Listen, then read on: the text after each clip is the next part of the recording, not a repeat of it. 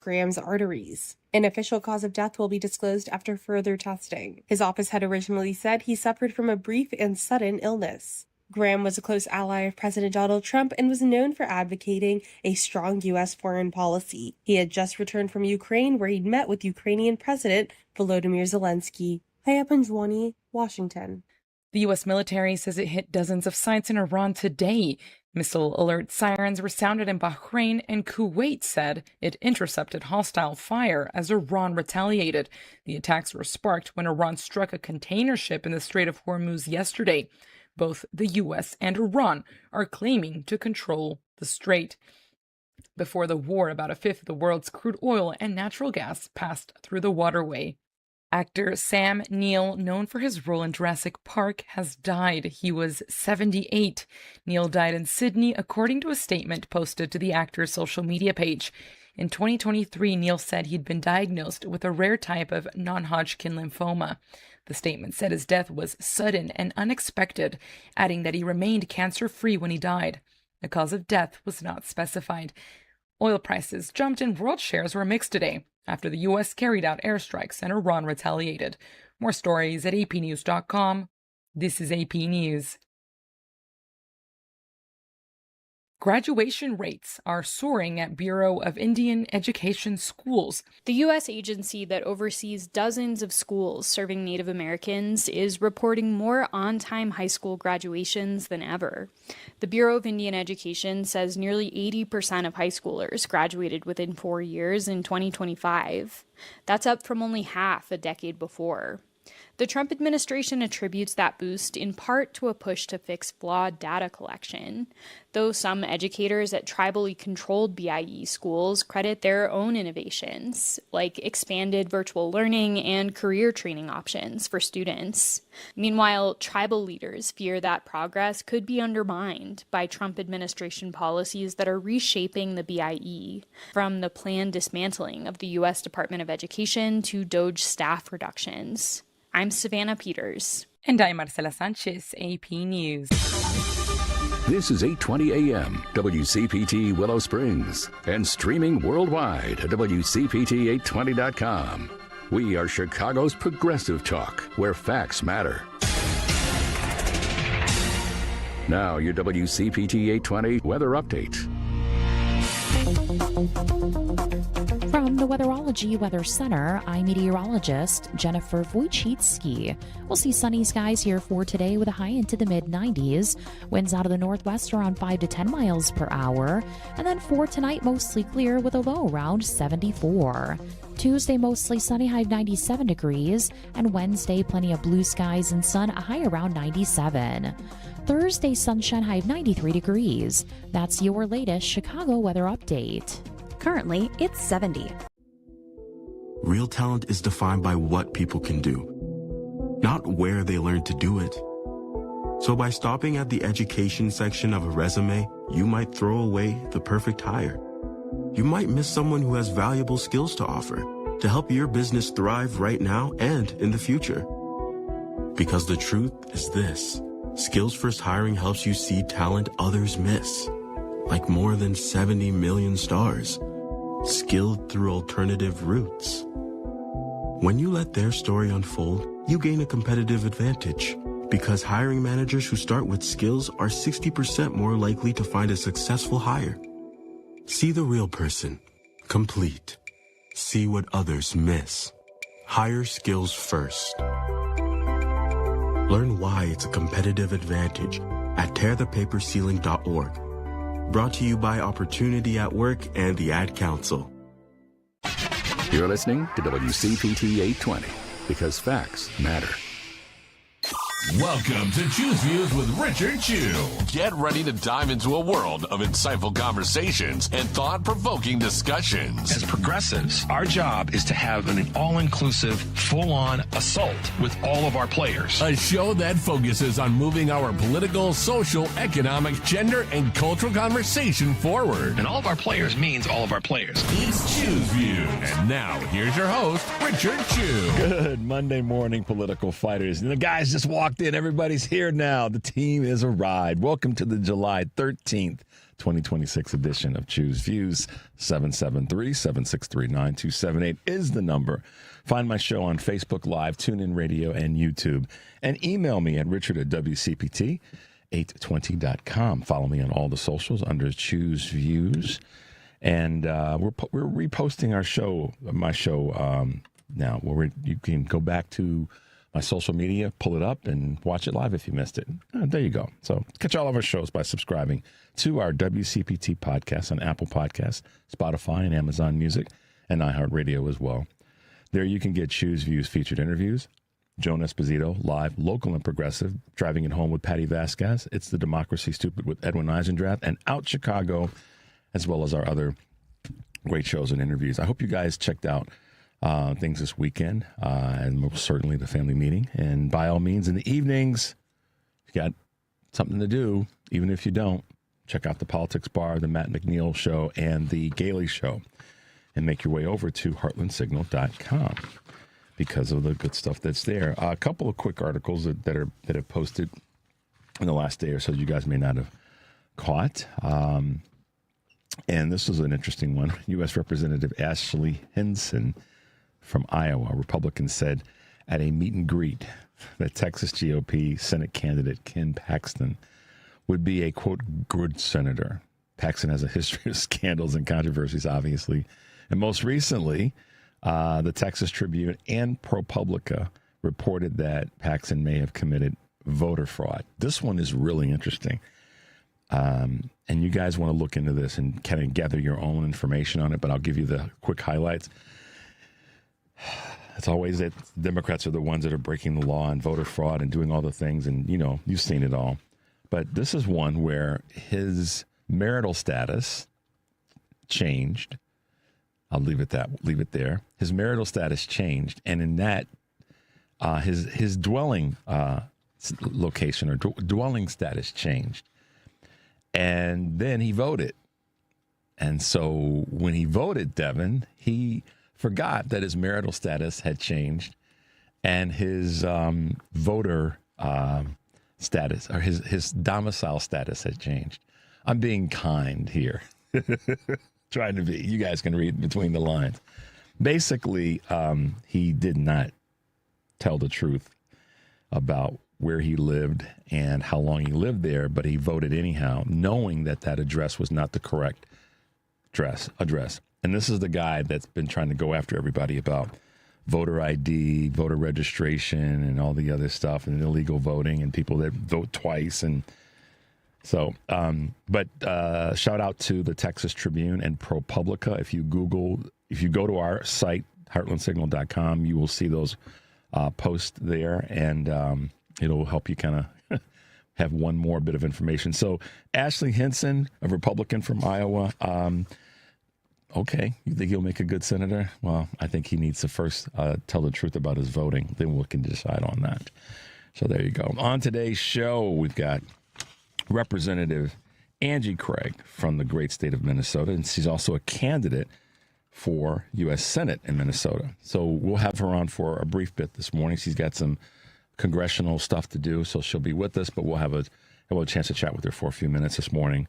And then that'll be in the 6:30 hour. And then the 7 o'clock hour, I'm going to post a question of the day, post a question of the day. And then I want you guys to be participants in that in the 7 to 7:30 hour, because I want to take some of your calls, as many as we can get in, whoever calls in, to talk about that in terms of the question of the day. You might be able to guess what it might be about. And then in the 7:30 hour, Rich Logis from Leaving MAGA and his guest Ashton Reed will be with us to talk about some of the things that are happening with Leaving MAGA and some really interesting stories that have come about and some of the work that Rich has been doing. So looking forward to chatting with him this morning. So there you go. That's what's happening today. So let me give you guys the question of the day. We all know that this weekend was an interesting weekend in terms of what we'll call life and death and people's health. So the question of the day is, what do you guys think will be the political impact of Lindsey Graham's death? And what do I mean by that? I don't necessarily have a specific meaning, because I want to know what you guys think will be the impact. I have my thoughts about it, okay? And one of those things leads to what we're going to be doing tomorrow on tomorrow's show. One of our guests is Dr. Annie Andrews, who ironically we had scheduled prior to Lindsey Graham passing away this weekend. So I guess that's a little bit of serendipity in that scheduling. But Dr. Annie Andrews will be with us tomorrow, and I'm sure she will have a variety of comments and observations to make. But she's running for the U.S. Senate seat there in South Carolina. So we're excited about that. We were a while ago when she first announced that she's running. But it'll be interesting to get her thoughts on this topic. But I want to know what you guys think about the impact. What do you think will be the political impact of Lindsey Graham's death? And we will do our best to get your calls on, certainly in the throughout the show, but definitely in the 7 to 7:30 time slot. We want to get you in and see what you have to say, because there's going to be some shifts. We just don't know exactly what they will be. And I think that a lot of people are they're speculating to some extent, but there's also enough credible information to say that this will be a big shift. It'll be, in many ways, as big. The race was close already, but now we'll see how this is going to impact that race and what the state will do. The other topic that is floating around, so there's our question. You can give us a call, which we'd love to hear from you today on that topic. You can send us a text, and of course the number is 773-763-9278. And you can also leave us your thoughts by going to our Facebook page and letting us know what you think there. Either way, we will get those on, and we will talk with you about them. So the other story that a lot of people are trying to work their way around and figure out what's really going on or not is Mitch McConnell. And, I guess he made a statement, says he intends to return to the Senate, but not yet. My doctors have confirmed that I didn't break any bones or suffer a concussion.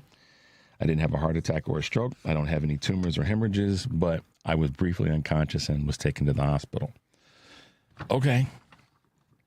What's the definition of briefly? Because from everything else that I read, other than this statement, it was for longer than a brief period of time. He goes on to say, I have unfinished business to complete on your behalf, and I have every intention of finishing the job you elected me to do, et cetera, et cetera. So we will see.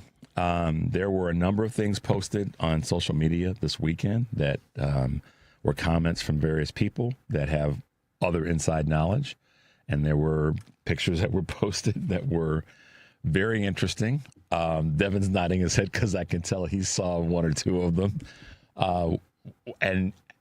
Listen, I don't know what the situation is, but I do know that this is where I stand on it unapologetically. If Mitch McConnell is incapacitated from a health standpoint, or has been, shame on the Republicans in the Senate for allowing that to be the case.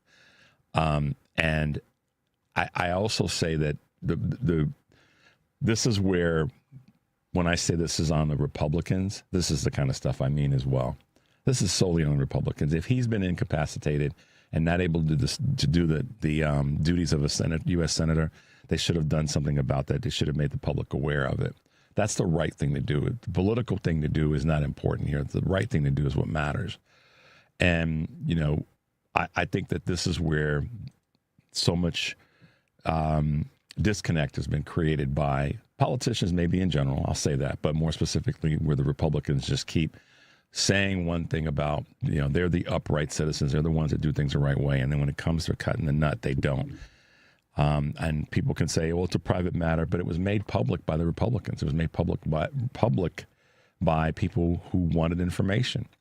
So we'll see where it goes. Like I said, we don't know. We know what we're told, but we don't know how much of that is accurate or truthful. And we'll find out what actually is going on with Mitch. But to that end, health with senators this weekend was kind of crazy. Let's take a quick break. The number is 773-763-9278. You are listening to Choose Views on WCPT AM 820 in Chicago and 1520 AM and 103.5 FM from Warren County, North Carolina, and AM 950, the progressive voice of Minnesota. I'm Richard Chu. We'll be right back.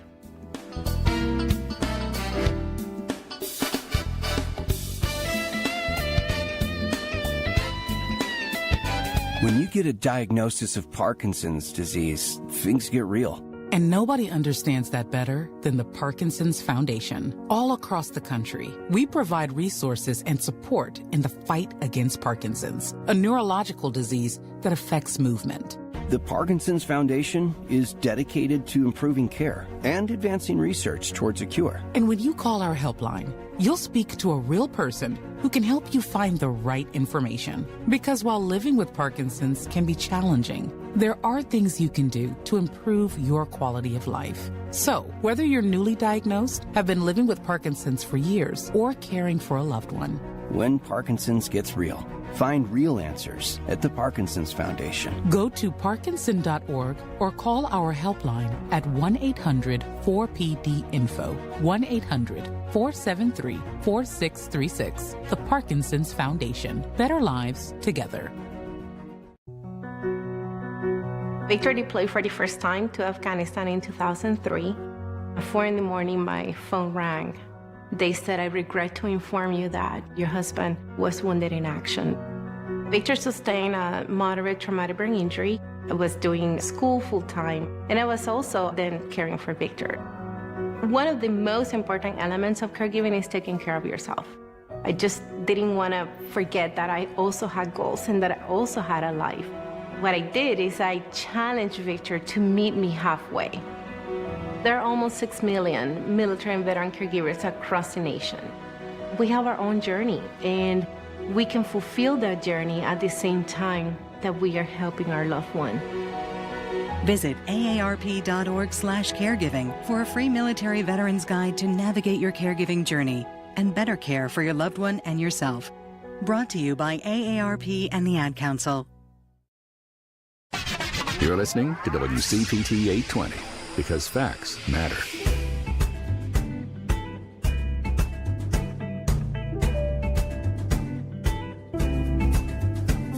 All right, guys, welcome back to Choose Views. If you are just tuning in, I'm Richard Chu, and a couple of quick Choose Views news items on this July 13th, 2026. Americans of all stripes aren't reading books anymore. Between text, emails, instant messages, and social media, Americans might be reading more than ever. Missing from that list are books. The Atlantic argues that particular absence could reshape how we see the world. According to the National Endowment of the Arts, fewer than half of American adults read a book, in 2022, a trend that cuts across all demographics. While there are exceptions, what we do read is generally fragmentary, degrading the ability to think comprehensively, a trend likely to worsen as the age of AI increases. And I've been saying this for years. Get books, guys. Buy books, read books.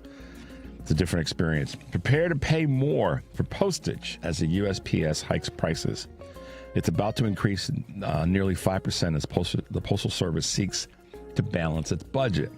Starting this coming Sunday, customers will be required to pay 82 cents instead of 78 cents for a forever stamp.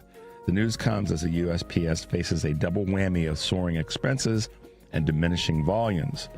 Last year, the independent agency's $25.8 billion revenue was dwarfed by $55.8 billion in operating costs, setting it up to run out of funds between 2031 and 2034 without any adjustments.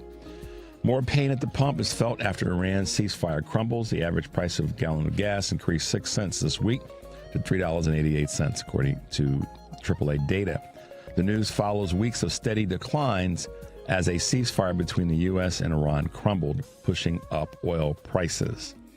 An uptick in mental health leaves test employees' readiness for preparing for mental health concerns. More workers are taking time off for their mental health, and employers say it's starting to strain company resources.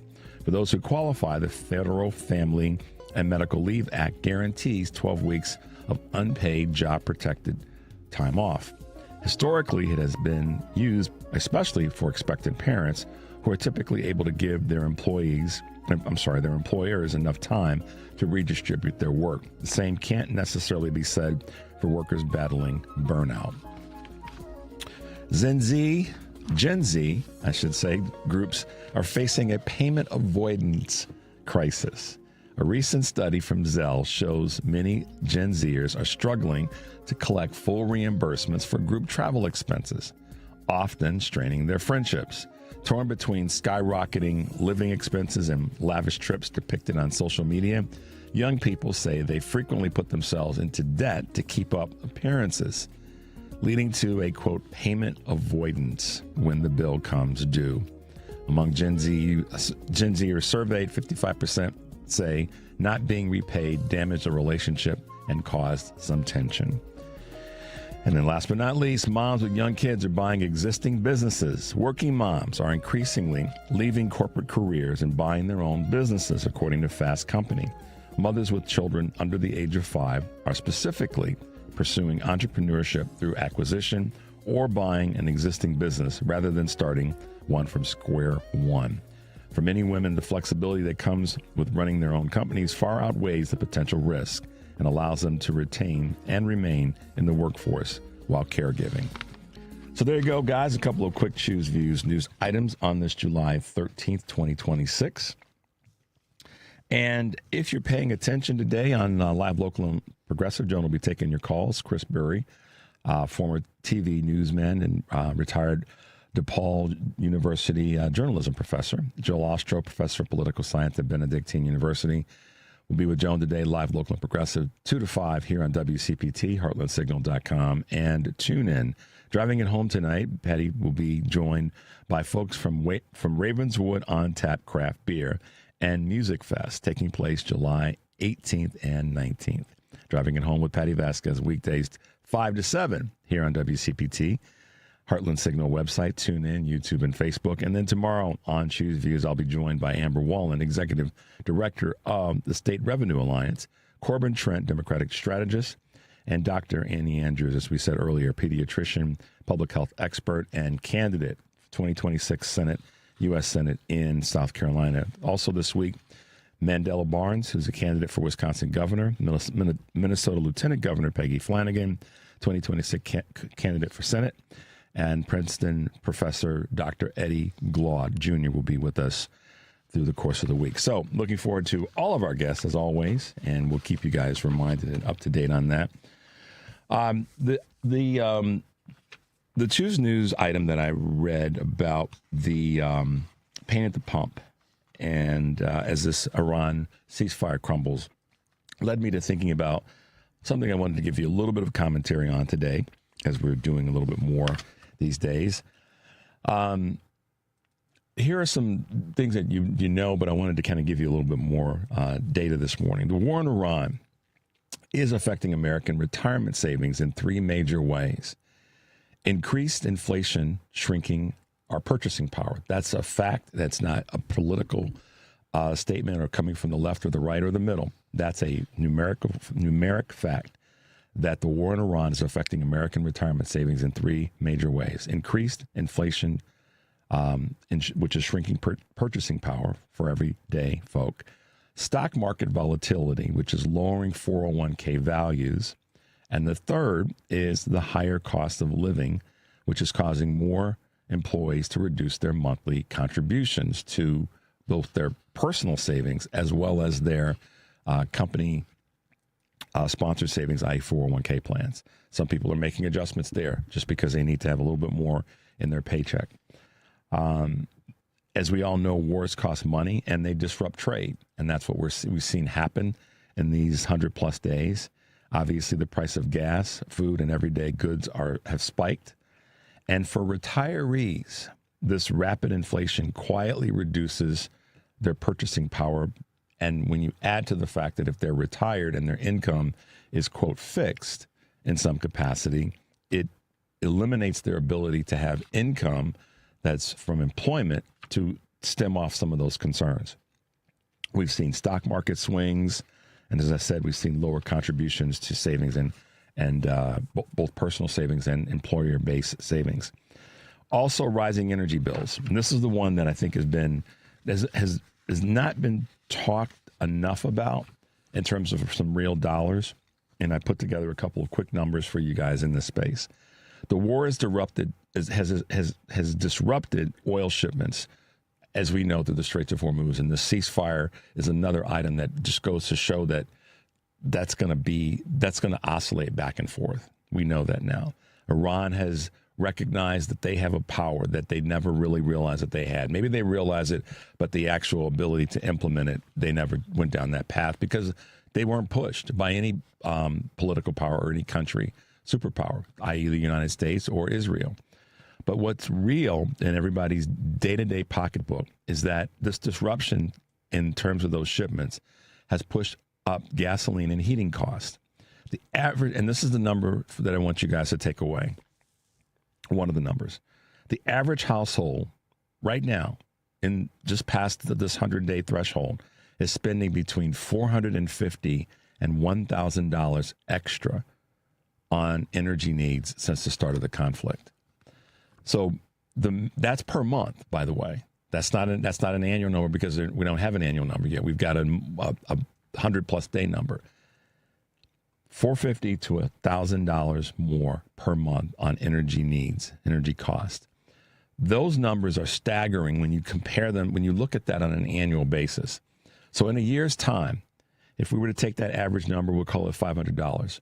That $500 equates to $6,000 that someone could have saved.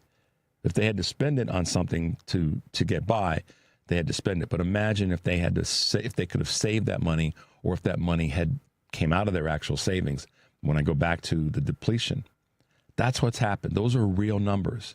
$6,000 a year in savings is a lot of money when you look at that over the course of, the number of years that we could be caught up in this conflict. So no, Republicans, no, Donald Trump, no, GOP.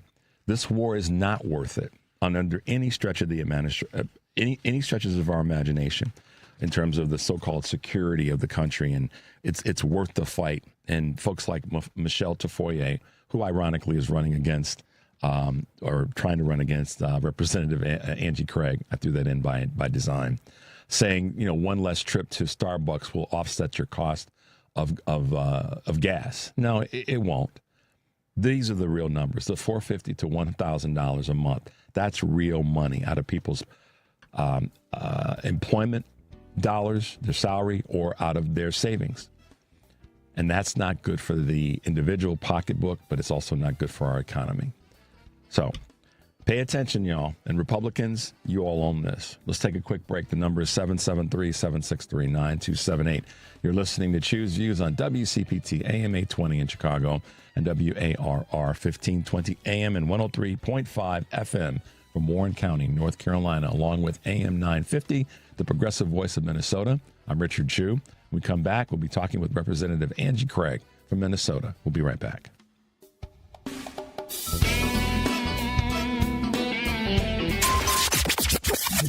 WCPT Replay. I am thrilled to be joined by Tom Nichols, staff writer at The Atlantic. Illiberalism is a global movement right now of people using the levers of democracy to vote for people who are going to take away their democracy. It's basically like saying, I'm an American and I have rights, and I'm going to vote for the guy that's going to take away my rights because that will punish other people too. The illiberal movement is not the very poorest against the very richest. What you find with Trump voters, just as you did with illiberal voters in Italy and Poland and Turkey and other places, is that these are actually middle-class voters. Most of them are reasonably comfortable. If you look at the January 6th rioters, these were not unemployed factory workers.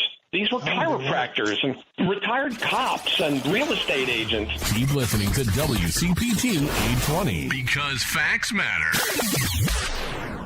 Onyx, I keep having stomach issues. Please make me a doctor's appointment. Okay, are you suffering from diarrhea, bloating, gas, or oily stools? If so, you may want to ask your doctor if it could actually be a problem with your pancreas, called exocrine pancreatic insufficiency, or EPI. My pancreas? How is EPI treated? A prescription medicine like Creon, pancrelipase, is used to treat people who can't digest food normally because their pancreas doesn't make enough enzymes. Creon is the #1 prescribed treatment for EPI. Creon may increase your chance of fibrosing colonopathy, a rare bowel disorder. Tell your doctor if you have a history of intestinal blockage or scarring or thickening of your bowel wall, if you are allergic to pork, or if you have gout, kidney problems, or worsening of painful swollen joints. Call your doctor if you have any unusual or severe gastrointestinal symptoms or allergic reactions. Take Creon as directed by your doctor, and always with food. Do not chew capsules, as this may cause mouth irritation. Other side effects may include blood sugar changes, gas, dizziness, sore throat, and cough. These are not all the side effects of Creon. You can learn more at 1-800-633-9110. Before your appointment, visit creoninfo.com. That's CREON info.com.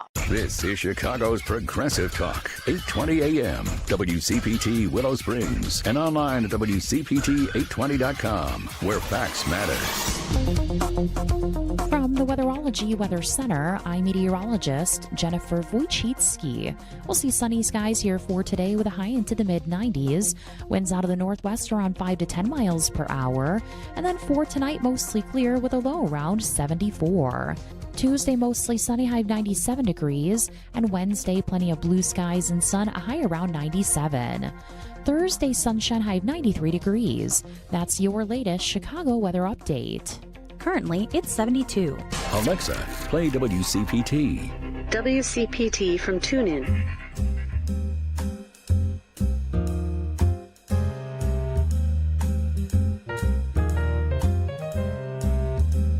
All right, guys, welcome back to Choose Views. If you are just tuning in, I'm Richard Chu, and I'm glad that you guys are with us this morning. Remember our question of the day. But right now, we are going to be talking with one of the leading voices in our side of the congressional aisle, if you would, someone that's filled with a whole bunch of grit and determination and commitment, and that's Representative from the great state of Minnesota, Angie Craig. Good morning, Congresswoman, and welcome to Choose Views. Richard, it's great to be here. Thank you. Thank you. When I thought about this, I said, okay, there's so much I can ask you and what to talk about, but I know you've got a limited amount of time this morning because you're doing the people's work. You're doing the stuff that they elected you to do, which is to get stuff done. So we'll be brief this morning. But Congresswoman, I'm going to dive right into the deep end of the pool. You have been a staunch advocate for making sure that health care, making sure that Social Security for all Americans, obviously those of your district and in the state of Minnesota, is being properly managed. And obviously we came up on the anniversary of the big ugly bill and how that's impacted so many things. But talk about these two areas that have been so important to you with regard to Social Security and with regard to health care for the country. Well, Richard, these are really personal issues to me as well. I mean, I grew up in a family in a mobile home park that sometimes in our own lives, we didn't have, the access to health care that we needed, whether that was health insurance or whether that was the ability to, my mom was a single mom, the ability to take us to the dentist. So, so important to me. I've spent my life and career trying to make sure that people have access to health care. And look, it wasn't easy, even under the Biden administration. When I served in Congress, we had a couple of senators on the Democratic side who, didn't want Medicare to be able to negotiate drug prices. And you got Big Pharma pretending that, they'll never develop another drug again in the existence of medicine if we make them compete. And, I just didn't buy the BS. And so I pushed really hard in the Inflation Reduction Act to make sure Medicare can negotiate its drug pricing. And, I think it's time in this country that we do something big, we do something bold. And that's, I think we need a public option. If people want to be able to compete against all of the rest of healthcare, let's let people buy into something like Medicare. Let's create a public option in this country. And I'll just end with this. Look, there was no reason and is no reason why people should have to choose between, insulin and groceries. And so that's why I was really proud to pass the cap on insulin, the $35 a month cap on insulin. in just my second term in Congress. So I hadn't been here very long, Richard. I just got into politics about 8 years ago. I came off the sidelines with that great class of 2018 because I was horrified by the rise of Donald Trump. And I took a Republican seat, and I've held it now for 4 terms. And now I'm seeking to represent the entire state of Minnesota as our next U.S. Senator. We are so excited about that, Representative Craig. And yes, you said there's some stuff that needs to be fixed. And I'm going to throw my hat in the ring, and I'm going to take all the heat that comes with that. But you've stood strong, and phrase that I use often, you've stood in the void to make sure the folks of Minnesota are represented as well as the rest of the country. And now that next level in terms of U.S. Senate, what has that race been like? Because you announced, was it last late spring, was it? Do I have that right? I hope I'm right about that. So it's been a minute. But you're exactly right. Okay. Talk to us about what it's been like and how you're feeling. Are you confident? Are we going to get this thing done? Talk to us about that. Well, I'm absolutely confident that I am the best Democrat we can put up against the Republicans in Minnesota this election cycle. They've got a really good candidate, Michelle Tafoya. For some reason, she thinks covering. I like the NFL. I love my Vikings. I'm a little bit of a, I'm an eternal optimist, so I'm a Vikings fan. But she thinks being a, NFL sideline reporter somehow qualifies her to be a U.S. senator. And look, I stepped off the sidelines myself about 8 years ago, and I've been sort of metaphorically punching ever since. But as a U.S. Senator, look, what I think we've got to do in this country is that, first of all, we got to restore some sanity. And so the ability to take on this administration and throw a punch when you need to, and also the ability to know when to throw one, metaphorically, of course, yep. And also when to extend your hand and try to get something done. I mean, that's been my time in the House has been spent both fighting the Trump administration in 2 terms, but also just, reaching out to try to get something done for the American people. I think voters are so frustrated with our political system because we show up, we promise them the world, and then we don't get anything done. And, the only way we stop these people on the other side of the aisle, and the only way we get anything done, is by winning elections and taking majorities. So I'm excited to run for the U.S. Senate. And, what I've realized in sitting down with Minnesotans, both in the Twin Cities and fighting with them and across greater Minnesota is people have so much more from what they care about in common than folks realize. We always try to divide this country, this state by either political party or by geography. If I'm in greater Minnesota and rural places, what they care about? They care about the same things the people in the cities do, and that's can I afford health care? Can I afford my housing? Is there a daycare that I can afford within driving distance? And, it's just stunning how everybody tries to divide us. And the more I listen and travel around this great state, the more I've realized that, it's all a facade. We are so much more together than we are apart. We just don't realize it yet. So we got to go spread that word.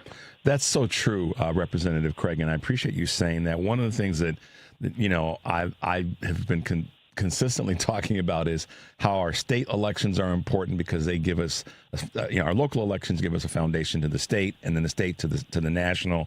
And so many of the candidates, as a result of that, who I've interviewed, have said, Richard, it's about the folks that I've talked to on a day-to-day. It's that guy or that gal that's right there in the neighborhood or right down the street, or that local grocer or that local small business, and getting their goal, their objectives right is what makes the job doable for me. And those are my words, but the interpretation of what so many people like you, Representative Craig, have just said, we have a lot. We know that we do.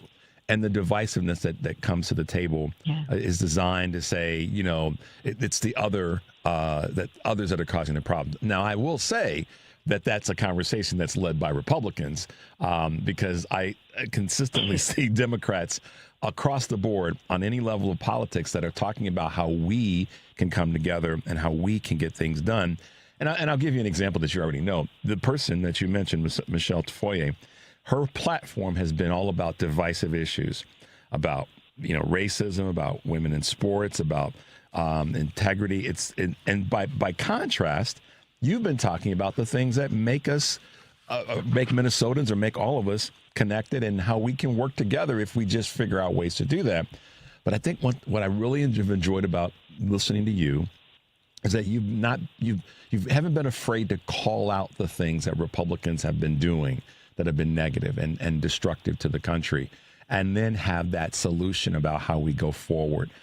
What's given you sort of that guidepost to do it that way?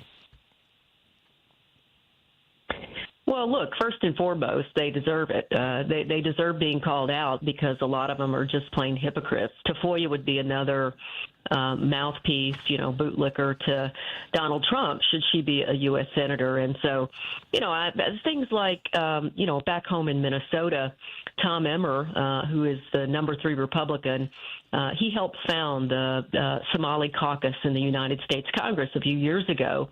And now he goes around demonstrating just a level of racism toward the Somali community in Minnesota that's abhorrent. And so calling out these people for their hypocrisy, for their racism, this is exactly what we should do. And by the way, we should do it if we see this kind of stuff in our own party. This shouldn't be just relegated to calling out the other side. We should do it if we see it in our own party. But, Republicans at this moment in time have decided to sell their soul to the devil and simply get behind every single policy of this administration. I'll give you an example. This one big not-so-beautiful bill that they passed that cut $1 trillion out of Medicaid. That is impacting health care costs across this country. The Affordable Care Act, the lack of extending the tax credit, 17 million Americans now are without health insurance in our country. And my committee that I head, I'm ranking member of the House Ag Committee and proud to be so, has jurisdiction over the SNAP program in this country, the Nutrition Assistance Program. And 4 million Americans have lost access to that program since the not-so-beautiful bill was passed. So it's this kind of nonsense that we have to call out. And don't even get me started on, the lack of qualifications of somebody like Pete Hegseth, who I'm so ashamed, Richard, as a Minnesotan. That, I could tell in your voice that you really have a lot to say there, and we'll chat about that. Representative Craig, let's take a tiny break because I know we got limited time. So let's take a quick break. When we come back, I do want to talk a little bit more about how you've leaned into some of the areas that are important with the House Agricultural Committee. 773-763-9278 is the number. You're listening to Choose Views on WCPT AM 820 in Chicago and WARR 1520 AM and 103.5 FM from Warren County, North Carolina. And also, where else? AM 950, which is the progressive voice of Minnesota. I'm Richard Chu talking with Representative Angie Craig, and we will be right back. We're with Bridget, whose husband won't be home for months, and whose daughter is due any day. We're with Mike, who's leaving home to protect his family and yours. We're with all service members and their families who need community, connection, and maybe a bit of magic. Are you with them?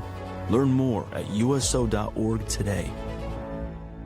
We're with Liam after his 4th military move, when being new is starting to get old. We're with Tara during the holidays, when she misses home the most. We're with all service members and their families who need connection, comfort, and a home away from home. Are you with them? Learn more at uso.org today. Chicago's Progressive Talk, WCPT 820, where facts matter.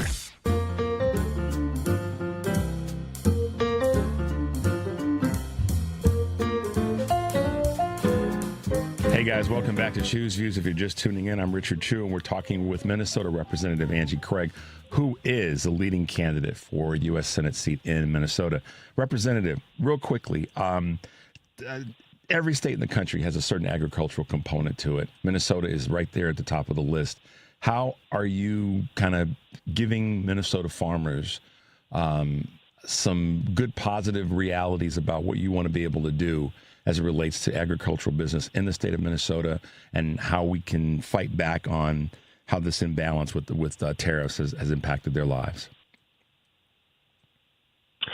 Well, I came back from my last election, and to be honest, Richard, I'm sort of tired of the gerontology that seems to happen in the Democratic Party, and we had a couple of people running to be heading up the committee who were, in their late 70s, early 80s, and I said, to hell with it, I'm going to run for the lead Democrat on the committee, and about 20 down that committee, I won. So I have been so honored to be at the tip of the spear in fighting back on behalf of family farmers and working families in our country. So everything from, fighting Trump's tariffs, which obviously have increased cost for everybody, but especially for family farmers in this country. They call it input costs, right? I mean, all the things it takes to actually plant a crop. And then, of course, the war in Iran has increased their fertilizer cost as well as their diesel cost. So all of these things make farming incredibly unaffordable in this country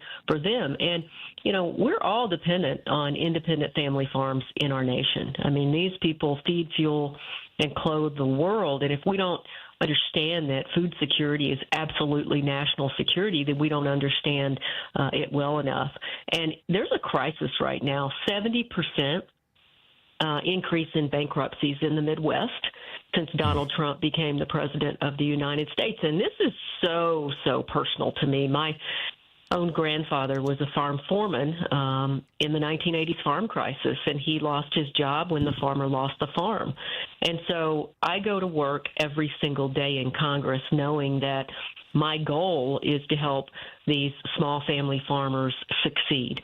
And that is good for all of us. It doesn't matter if we live in a farm community.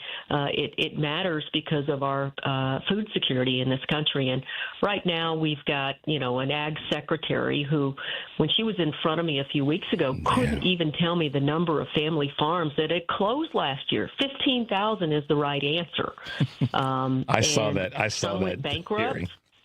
Sorry about that, man. Oh my God. Well, I mean, that's okay. Interrupt me anytime, because I won't reclaim my time with you here this morning. I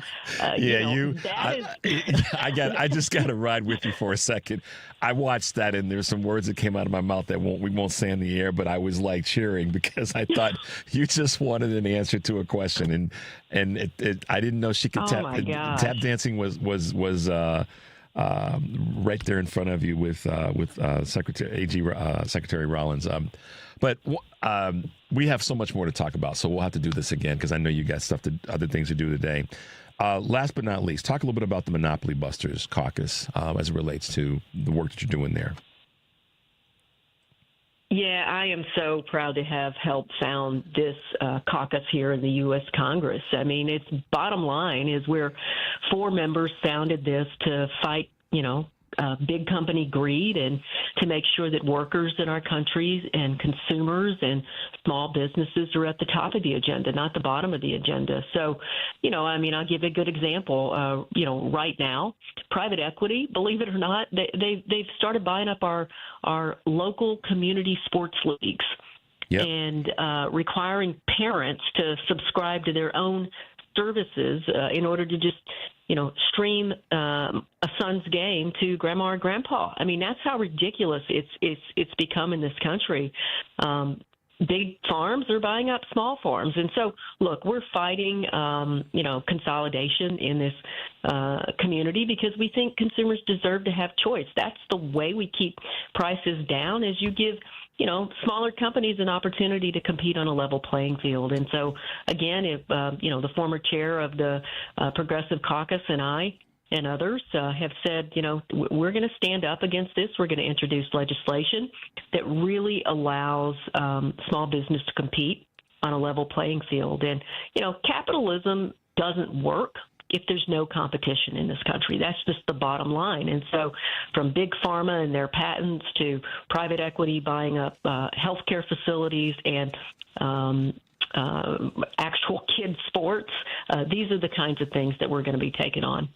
And to quote you, healthcare isn't affordable if it isn't accessible. So just like the competitive playing field, if it's not available, then it's not competitive. So I appreciate some of the great statements and your fight. I really do love watching you go at it during the hearings. So thank you so much, Representative, for being with us this morning. Richard, thank you.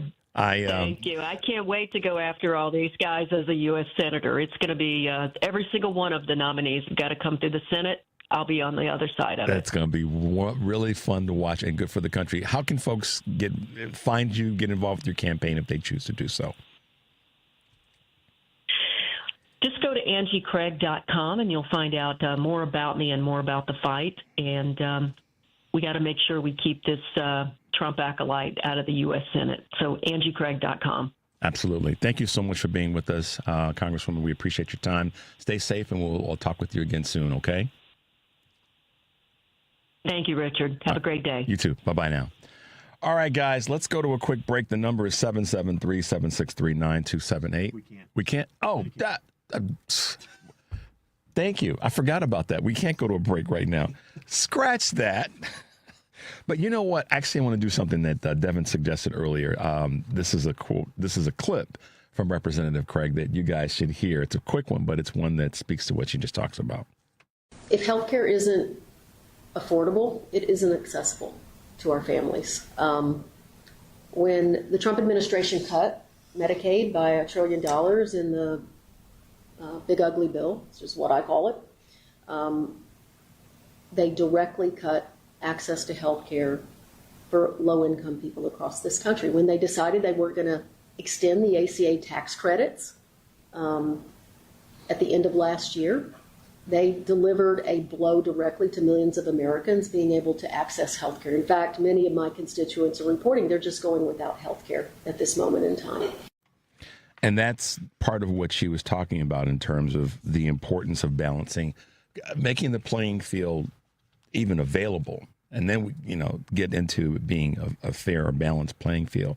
And that's what the Republicans have been really good at, unfortunately, doing, is gobbling up and taking away, and making things less affordable.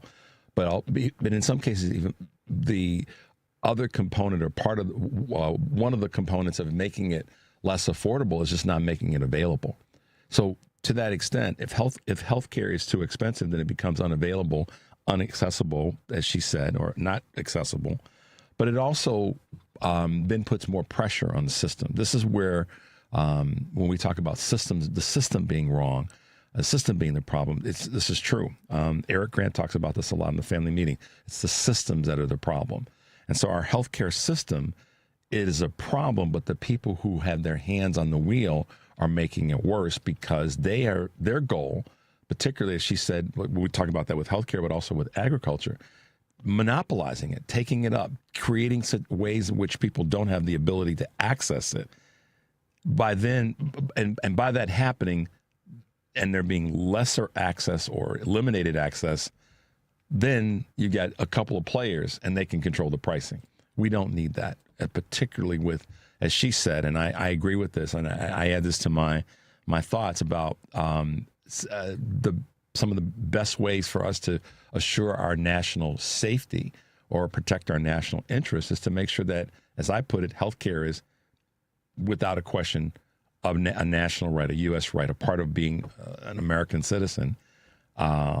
The other is to make sure that we don't have the food insecurities that we have food security rather than insecurity. Those are two big ones. They're easy. Let's make sure people are fed, and let's make sure people have the health care that they need when something goes awry, or preventative health care to help prevent things from going awry. You guys have heard me say this in terms of education, that being the third one. Pretty basic stuff. What was the phrase, reading, writing, and arithmetic? How about feeding, healthcare, and learning something? But she's right on point about if it's not affordable, then it's not accessible. Who cares how if it's there and you can't pay for it? There's another component to this, and I don't want to leave this before we go to this break, as it relates to something I talked about earlier. And that's we constantly hear about, and this comes from the left and the right, but it really, the left has been trying to get this done, and that's bring taxes into in some sort of reality. And right now, taxes across the board, whether they be property taxes, whether they be income taxes and taxes on forms of wealth, are way out of alignment for most people in America. That's one side of the equation. We can adjust taxes, and we should make better repair of our taxes. But it's also income. Income is a big, if I would say that if you talk to, and there's been surveys that have done, I don't have them readily available in my hand, but if you talk to enough people, you'll find that if you can increase their compensation, increase their wages from the lower income parts of our society to the middle income, even the higher incomes, if you increase the income, then taxes become less of a conversation of concern, because now what you're doing is you're giving people more money to work with. It's just that simple. And I dare say that the tariffs last year and even now, and this war in Iran is, guess what? It's kind of a tax on Americans. Because guess what we're having to do? To the point I made earlier, some of the data about the 450 to 1,000 increase per month. That's kind of a tax on the country. This war is a tax on Americans because we're having to pay more. We're paying for it day to day. It's not even something that we have to look at and say our federal budget is suffering from it.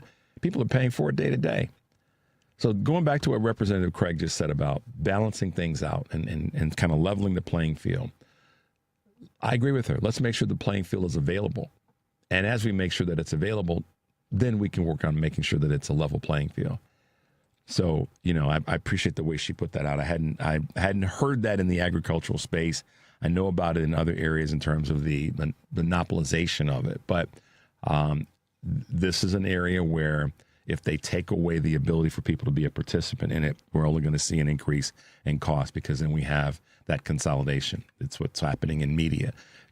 People, we all have to realize that the consolidation in media isn't just about controlling the message and where it's coming from and who's designing it and who's presenting it to us.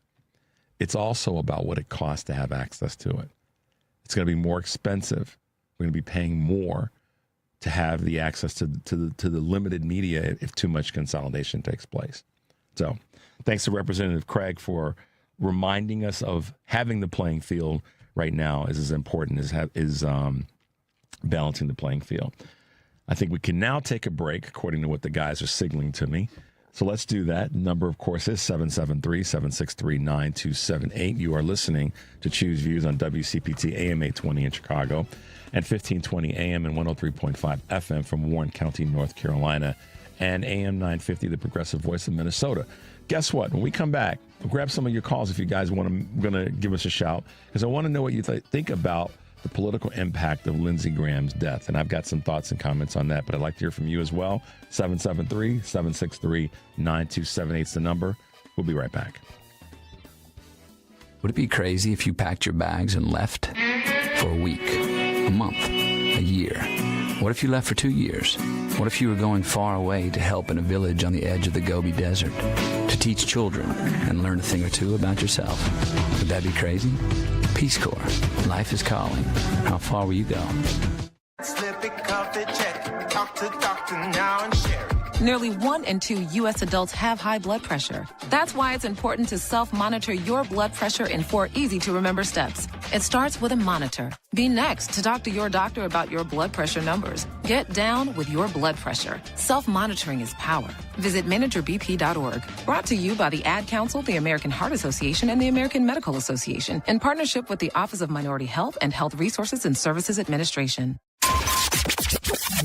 WCPT Replay. Welcome to the show. Kristen Kroll, Executive Director of Fair Share America. We in this moment right now are required, and I feel this so strongly, to hold equal parts grief for what we are losing as a country and hope for what is possible. And it is a hard moment to be an organizer. It is a hard moment to be a citizen, a community participant, and that is exactly why we have to continue to drive a narrative and to drive actions that allow us to say we are better than this. Our country is better than throwing 16 million people off health care. Full stop.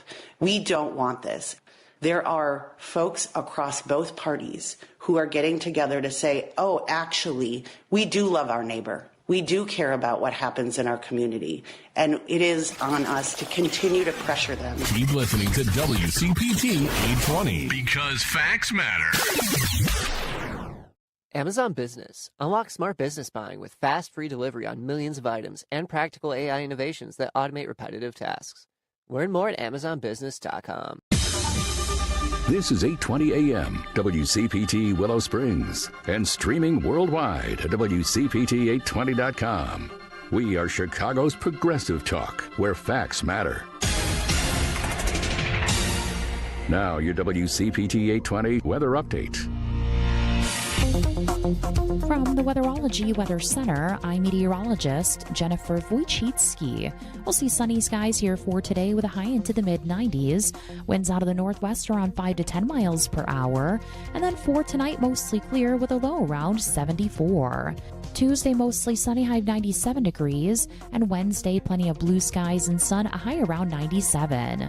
Thursday, sunshine, high 93 degrees. That's your latest Chicago weather update. Currently, it's 72. NBC News Radio, I'm Michael Kastner. Iran is launching new attacks following the latest round of U.S. airstrikes. Iran's Revolutionary Guard says they've targeted several American military bases across the Gulf region, including in Qatar, Bahrain, Kuwait, Jordan, and Oman. The latest escalation comes after days of back-and-forth attacks that began when Iran targeted commercial shipping in the Strait of Hormuz, a key route for global oil supplies. Israeli Prime Minister Benjamin Netanyahu says the U.S. has lost a great senator with the death of South Carolina Republican Lindsey Graham. During an interview with Fox News, Netanyahu called Graham an American patriot and unabashedly for America. Graham was a staunch supporter of Israel. Senator Tim Scott says America has lost a true statesman after the death of Graham. Scott mourned the loss of his fellow South Carolina Republican during an appearance on CNN's State of the Union, saying the news is a devastating loss. It is a morning of mourning for me. It's a powerful reminder that life is fleeting, that we are not here very long.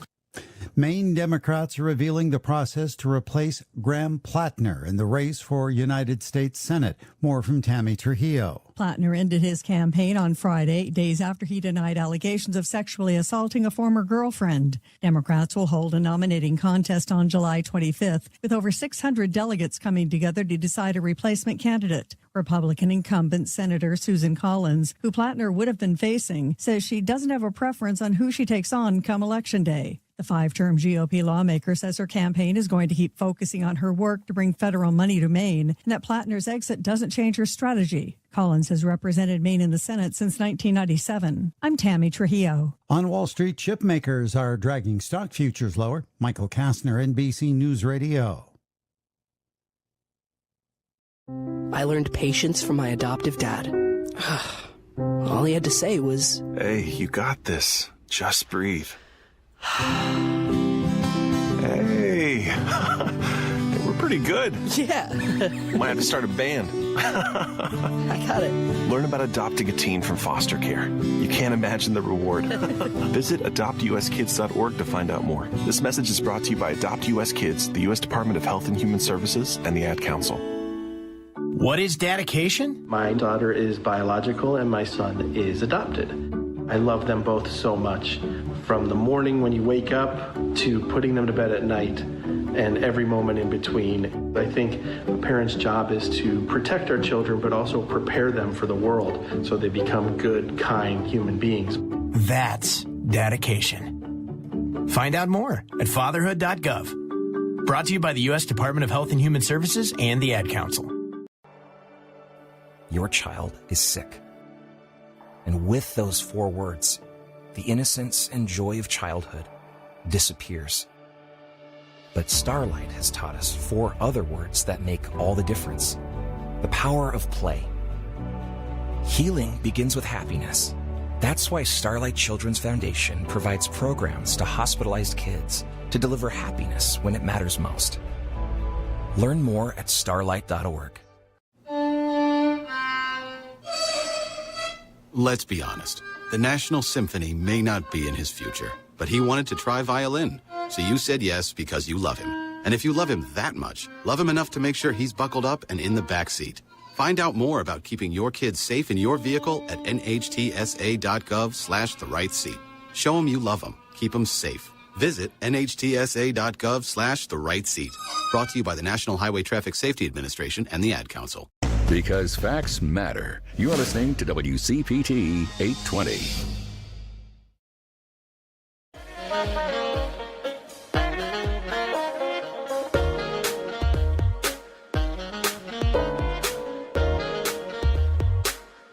All right, guys, welcome back to Choose Views. If you're just tuning in today, again on Live Local with Progressive, Joan Esposito will be taking your calls, talking to Chris Burry and Joel Ostro.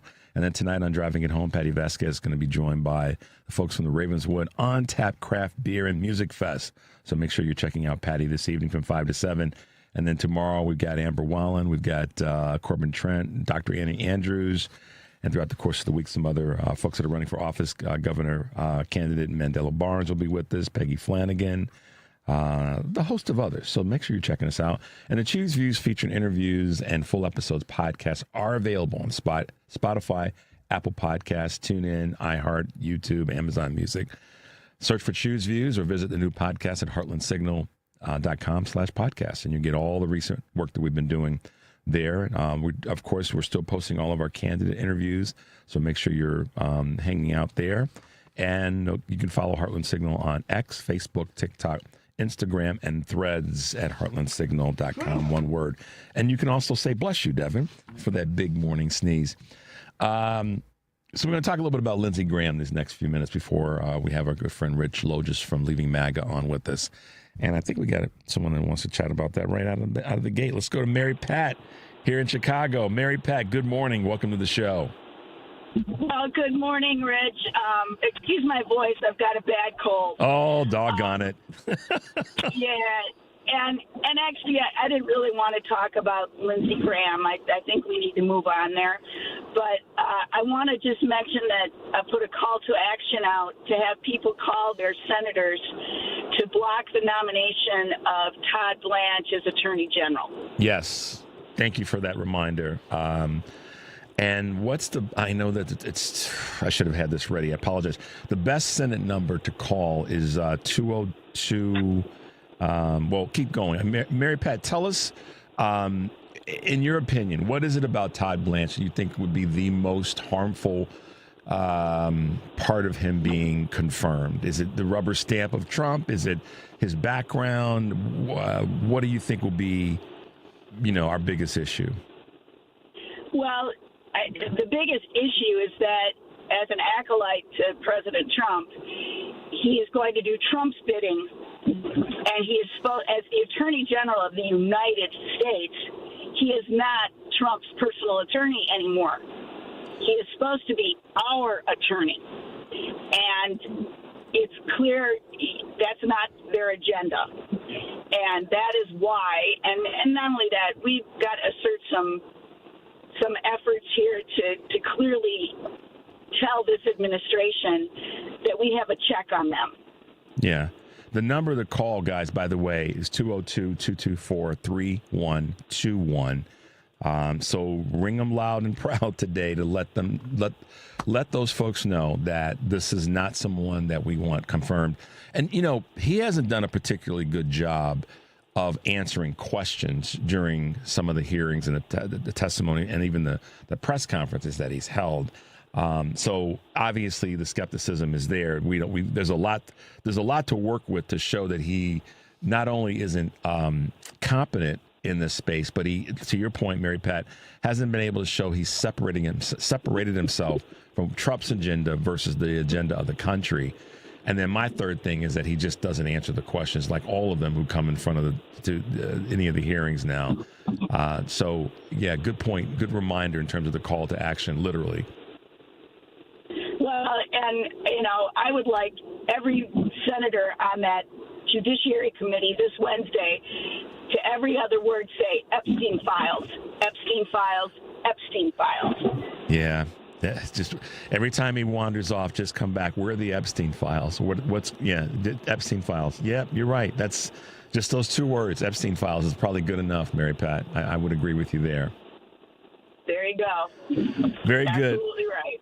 Well, thanks for the call. I can tell you're driving. Take care of that voice. You know, some of the old remedies are still some of the best. Some warm tea, lemon, and honey will probably help you get through a little bit. That's right. All right. Well, thank you very much. All right. Thank you so much for your contribution, Mary Pat. Have a great day. Stay safe, okay? And stay hydrated. All right. All right. Okay, yeah. Bye-bye. Bye-bye. Always good to hear from Mary Pat. She's a few calls ago, she reminded us to stop giving excuses or rationales for not voting, which was brilliant on her part. I wanted us to get a clip of that, and I think I kind of dropped the ball there. I think we do. Not like ready to go, but it's clips. It is? Okay, cool. Well, yeah, because the reason for that is, believe it or not, I think I mentioned that our affiliate down in North Carolina had contacted me and said we should really have that as one of our regular clips. So if you guys find that one, it was a week or two ago that she called in and said that we need to stop giving excuses, or people should stop using excuses for not voting. I thought it was a really powerful statement. So thank you, Mary Pat, for that. And the number again to call is 202-224-3121 in terms of contacting senators and reminding them that Todd Blanche should not be confirmed. We hope that there's enough that recognize his incompetence and his bias, etc. But there's a homework assignment from Mary Pat this morning. Okay. Question of the day is, what do you guys think will be the political impact of Lindsey Graham's death? And we can talk about all the things that he's done and didn't do and all that, which we're going to get into in a moment, because I've got a clip I want to play, and then we'll talk about some of the comments that have been out there. But, my feeling is that this Senate seat was already one that Dr. Annie Andrews was really pushing the envelope to win. And because of Lindsey's lack of getting things done for the state of South Carolina and in the Senate, talk about being a toady of Trump, he clearly had been that. So all of those things are there. I mean, pretty much every member of the House of Representatives and the U.S. Senate that are Republicans have been, feckless and toadies for Trump. And certainly the administration has been, and the cabinet members. And not just because they may have voted a particular way, but because they've stood idly by and not done a doggone thing. And this is Lindsey's second go-around with this situation with Trump. But I've got a couple of a clip. I've got a couple of comments and some things to just talk about this. And I know that Mary Pat said she didn't have a lot to say, and let's just move on. And I agree. We move on, and hopefully we move in the direction of Dr. Annie Andrews. But Devin, let's play this quick clip that we have from our good friend Amy McDonald from The Foolish Optimist. Whenever a leader dies in this country, I think about the conversation me and my therapist had right after the United Healthcare CEO was shot and murdered on the street in Manhattan. She said, Amy, maybe the lesson is you should try to live your life in a way that doesn't result in hundreds of millions of people cheering when you die. There are going to be a lot of people in this country who are angry about how groups of people are responding to Lindsey Graham's death. There's going to be a lot of people who are going to take the middle road and say, oh, we shouldn't speak ill of the dead. But when we say we shouldn't speak ill of the dead, we lean into whitewashing history. And whitewashing history is how we got to where we are today. And Lindsey Graham was a big part of it, right? He was a never Trumper. And then he flip-flopped. So he did damage to the American people, to the people of South Carolina, to multiple different communities in an effort to uphold his own power, prestige, and his position he had been in since 2003, I think. So when we talk about honest history and we talk about moving forward as a country, part of this is recognizing the damage that people have done. Part of this is scrapping the we don't speak ill of the dead thought process, because that is a direct descendant of the white supremacist structure that we live under of keeping people comfortable. We actually only need to talk about his 20-some years of service. No, we don't.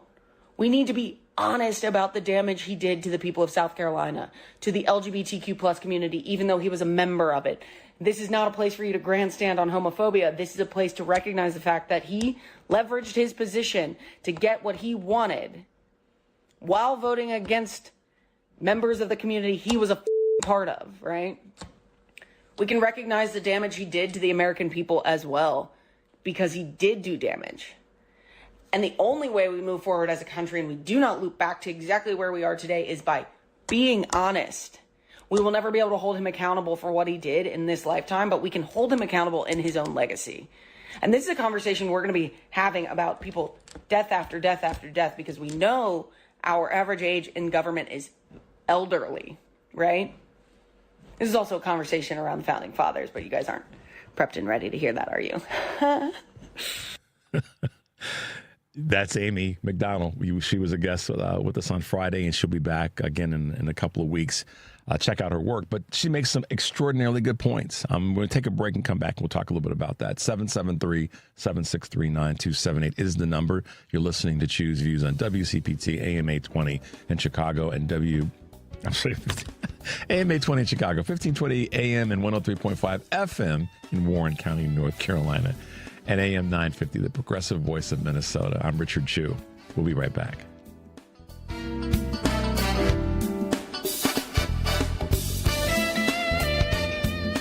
This is WCPT telling you how you can shop blue. Let's see if we can shop blue and slay by looking at clothing brands that support the Democratic Party. Nike. Now, yes, Nike's co-founder is very Republican. However, the other 83% of the company supports the Democratic Party. $894,000 in 2024. Dior. Now, Dior does not give to politics, but some of their employees do, and 84% of their donations went to Democrats in 2024. Adidas. Adidas also does not give to politics, but a lot of their employees do, as 97% of their employees' donations went to Democrats. Gucci. Gucci also does not donate to politics, but their employees do, and 84% of their employees' donations went to the Democratic Party. Chanel. Chanel also does not give to politics, but guess what? 99% of their employees donated to Democrats in 2024. I would hate to be that guy in the 1%. This has been WCPT telling you how you can shop blue.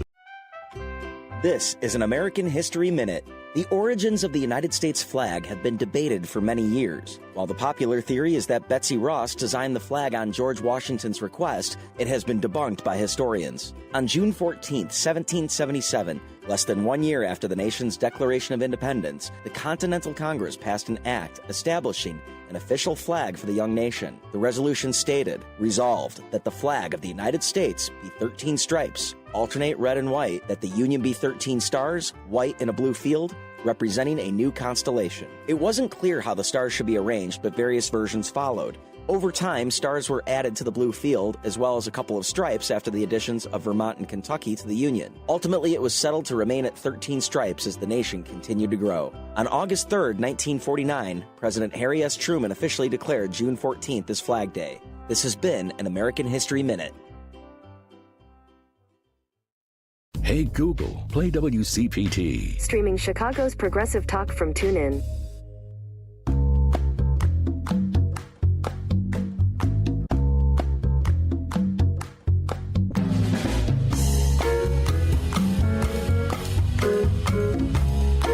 All right, guys, welcome back to Choose Views. If you're just tuning in, I'm Richard Chu.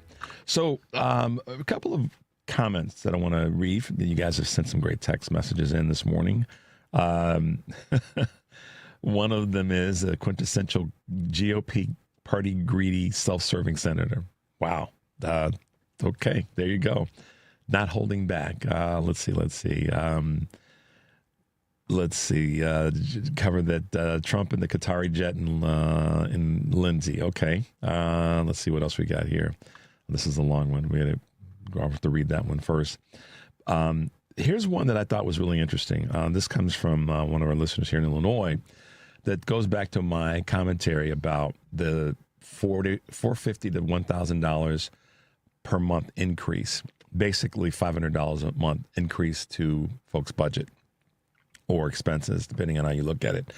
Imagine if that $6,000, which was the annual number of the $5,000 per month, had been pumped back into the economy. 6,000 spent at local restaurants, grocery stores, car dealerships, clothing stores, etc.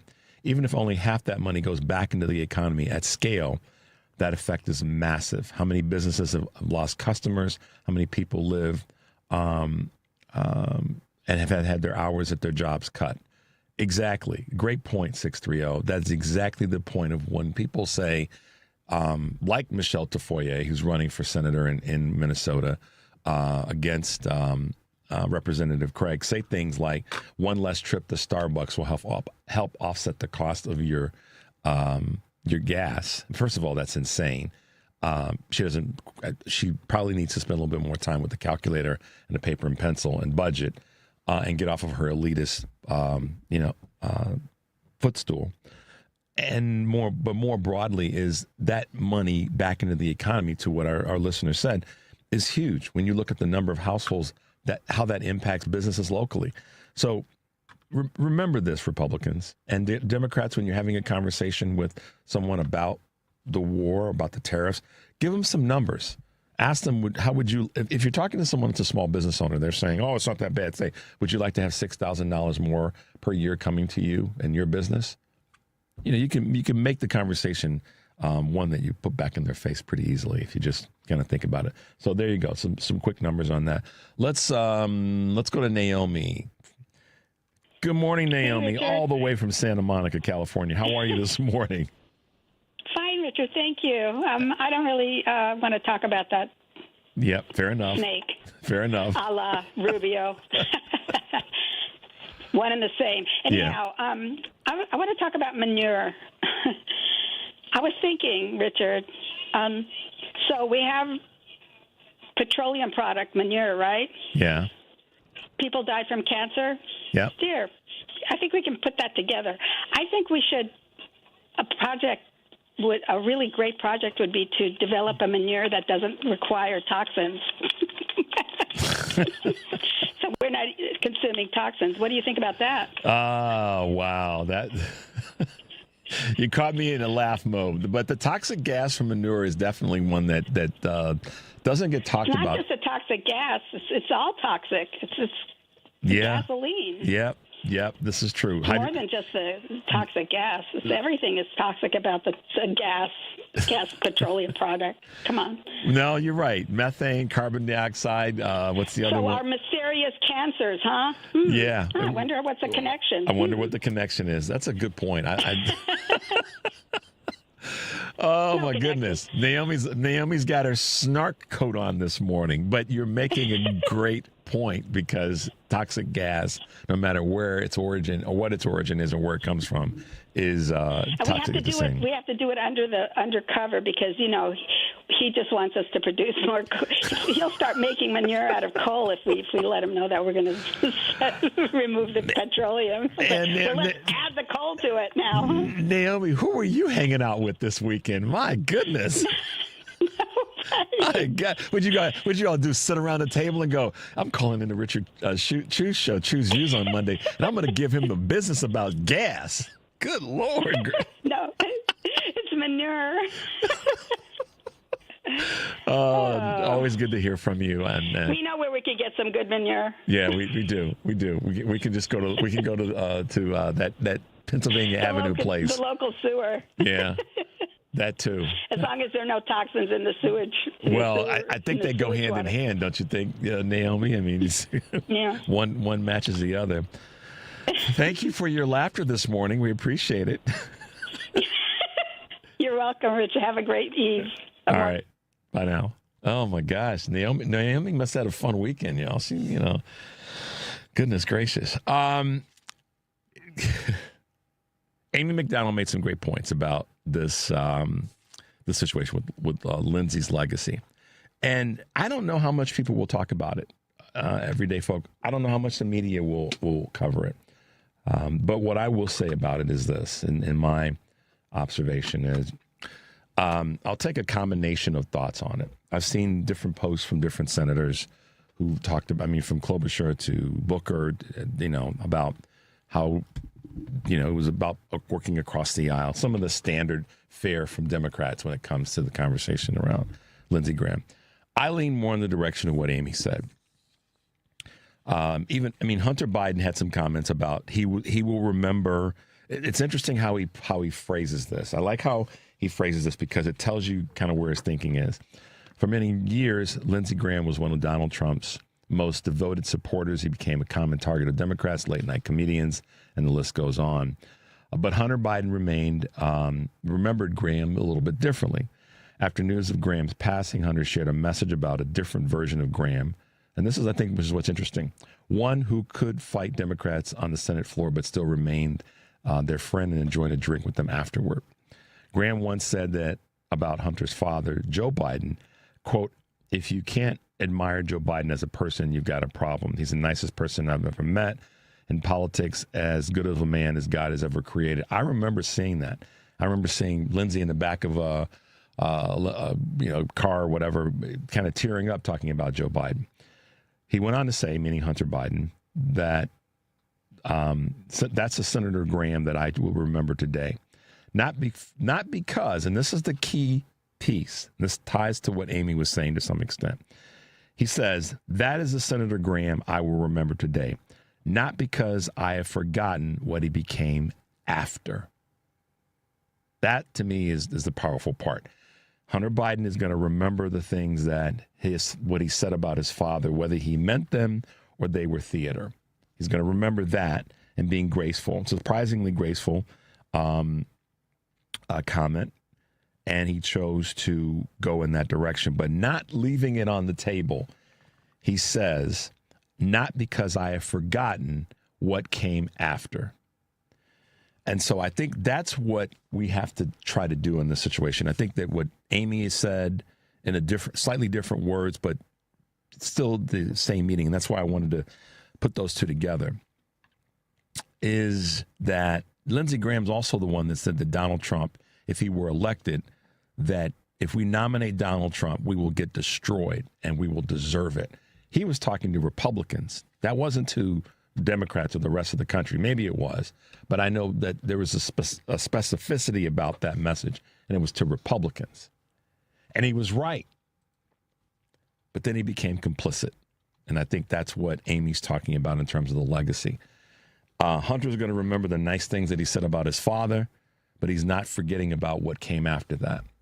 And I think that that's what we owe the moment, is to recognize that at some point, we don't know what happened. Lindsey may have been honest in what he was saying and heartfelt about what he was saying about Joe Biden. Maybe it was theater. But what happened after Donald Trump got elected the first time to Lindsey Graham, for whatever reasons, maybe he was compromised. Don't know that. Maybe he wasn't. But what he did, no matter what the causes were, is what people have to also remember as part of his legacy. The people that he harmed with the decisions that he made in the Senate and the decisions that he made to do certain things or to not do other things is what has to be part of the legacy. If not, then we're glossing over. And I hate to see some Democrats trying to make it about the partisanship. What he became after Donald Trump became president, maybe that's who he always was. Maybe it isn't. But I would be cautious to say that to forget about what he became after would be irresponsible for all of us, because what Amy said is right. There are going to be others that, based on chronology, they're going to age out, potentially. Health could cause issues. So let's remember both sides of the story. And although Lindsey has passed away, we have to remember what he did after he became a Trump acolyte and how many people's lives he harmed. So let's take a quick break, guys. The number is 773-763-9278. You're listening to Choose Views on WCPT, AM 820 in Chicago, and WARR 1520 AM and 103.5 FM from Warren County, North Carolina, and AM 950, the Progressive Voice of Minnesota. I'm Richard Chu. When we come back, we're talking with Rich Logis and Austin Reed from Leaving MAGA. We'll be right back. Take summer to the next level with the stunning performance of a Porsche. Find the perfect model for you at the Porsche Exchange in Highland Park. Browse and test drive our extensive selection, like the 2026 Porsche Cayenne. Right now, lease the 2026 Cayenne for just $1149 a month for 39 months. Discover performance like no other when you visit the Porsche Exchange in Highland Park or PorscheExchange.com. $10,859 incentive for qualified buyers. Excludes tax, title, license, and dealer fee. No security deposit required. See dealer for details. Offer ends 7/31/26. Hey, this is George Lopez, and I want to take a moment to talk about cancer because it is no joke. Hey, every 16 seconds, an American receives a cancer diagnosis, and every minute of every day, another person loses their life to cancer because far too often, cancer goes undetected until it's too late. That's why Stand Up to Cancer has set a bold goal to make early stage detection an essential part of standard of care for all cancers. So often, if cancer is detected early, the chance of long-term survival is 90%. So if we all support cancer research, more than 2 million lives could be saved in the next decade. It will take all of us standing up together to put this goal within reach.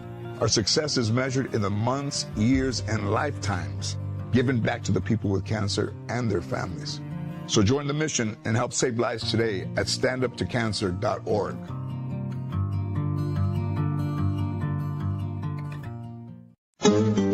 Latinos have been here always, before, during, and after the founding of the United States. We are small business owners, teachers, farm workers, doctors and engineers, families raising the next generation. Latinos contribute over $4 trillion to America's GDP. We are an indelible part of the American story. We are America.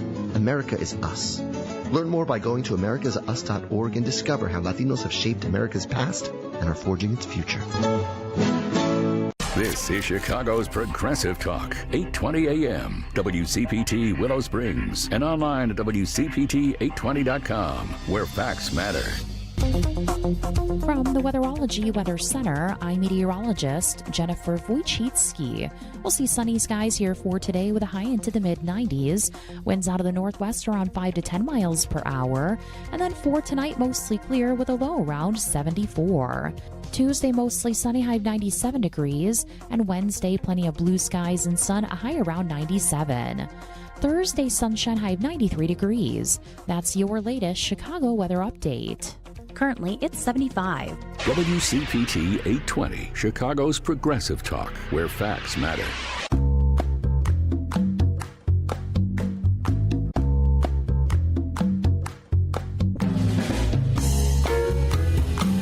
All right, guys, welcome back to Choose Views. If you were just tuning in, but maybe you were tuning in. I'm Richard Chu. Welcome to the show. Thanks to our earlier guest, Representative, excuse me, Angie Craig. That one snuck up on me, who's running for U.S. Senate in the state of Minnesota.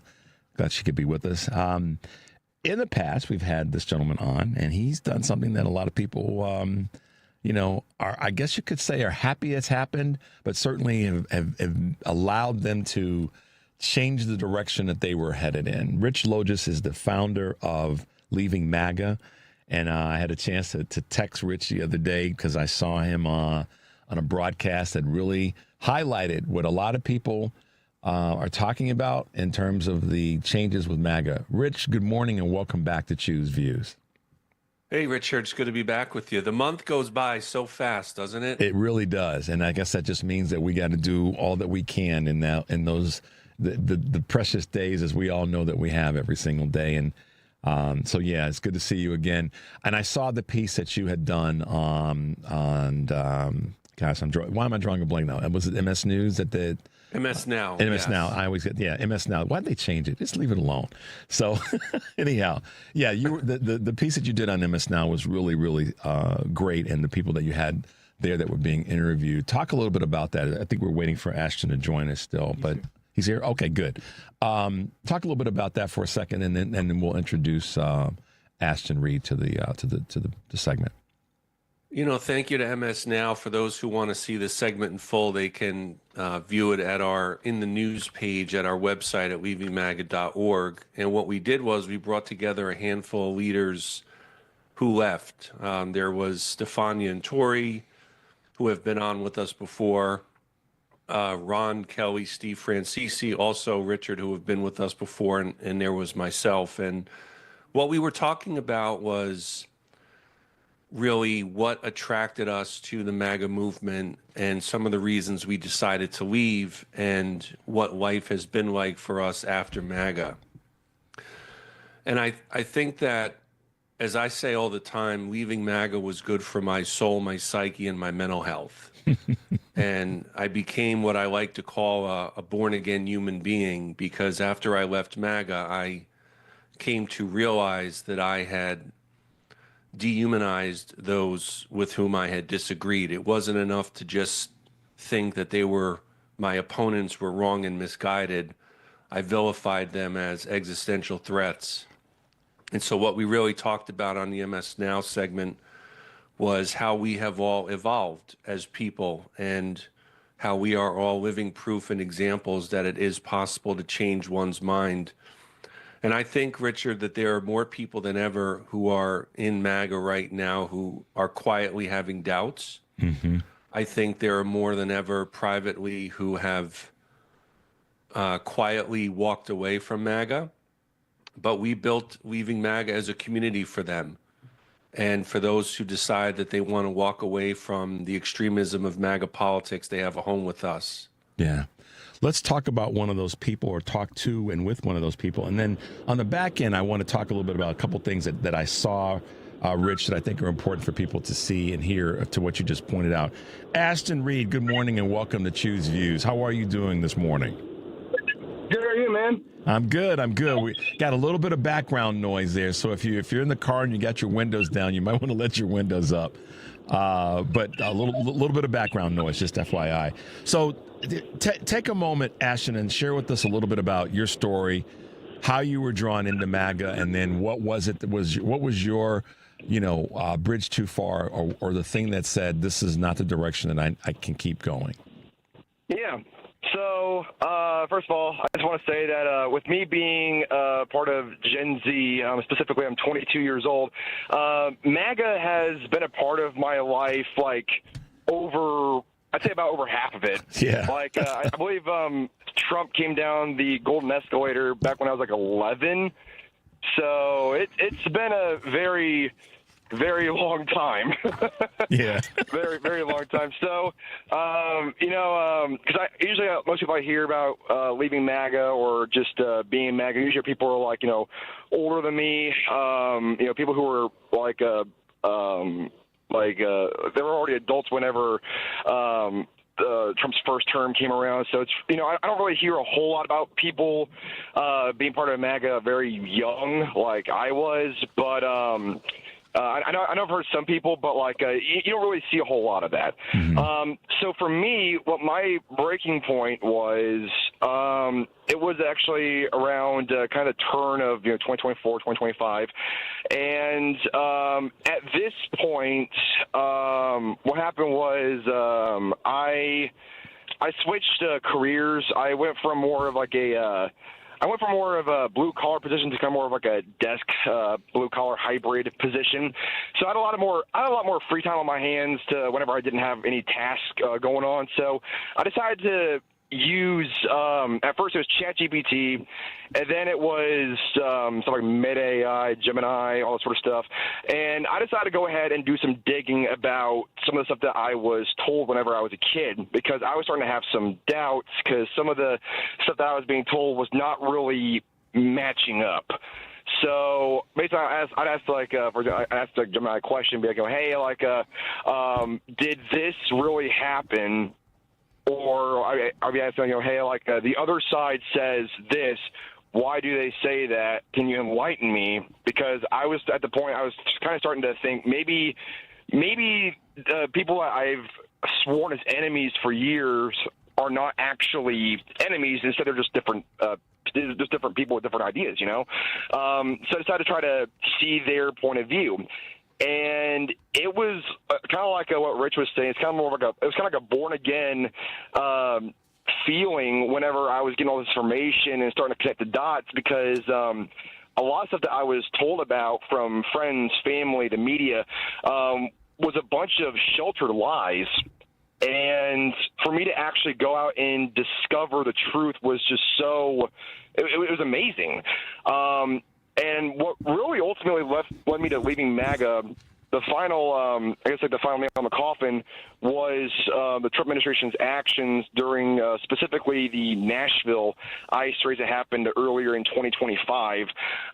With Nashville only being about 3.5, 4 hours away from where I live, usually I hear a lot of things, even regionally and locally, going on in Nashville. So I actually knew some people personally who were able to tell me what was going on out there.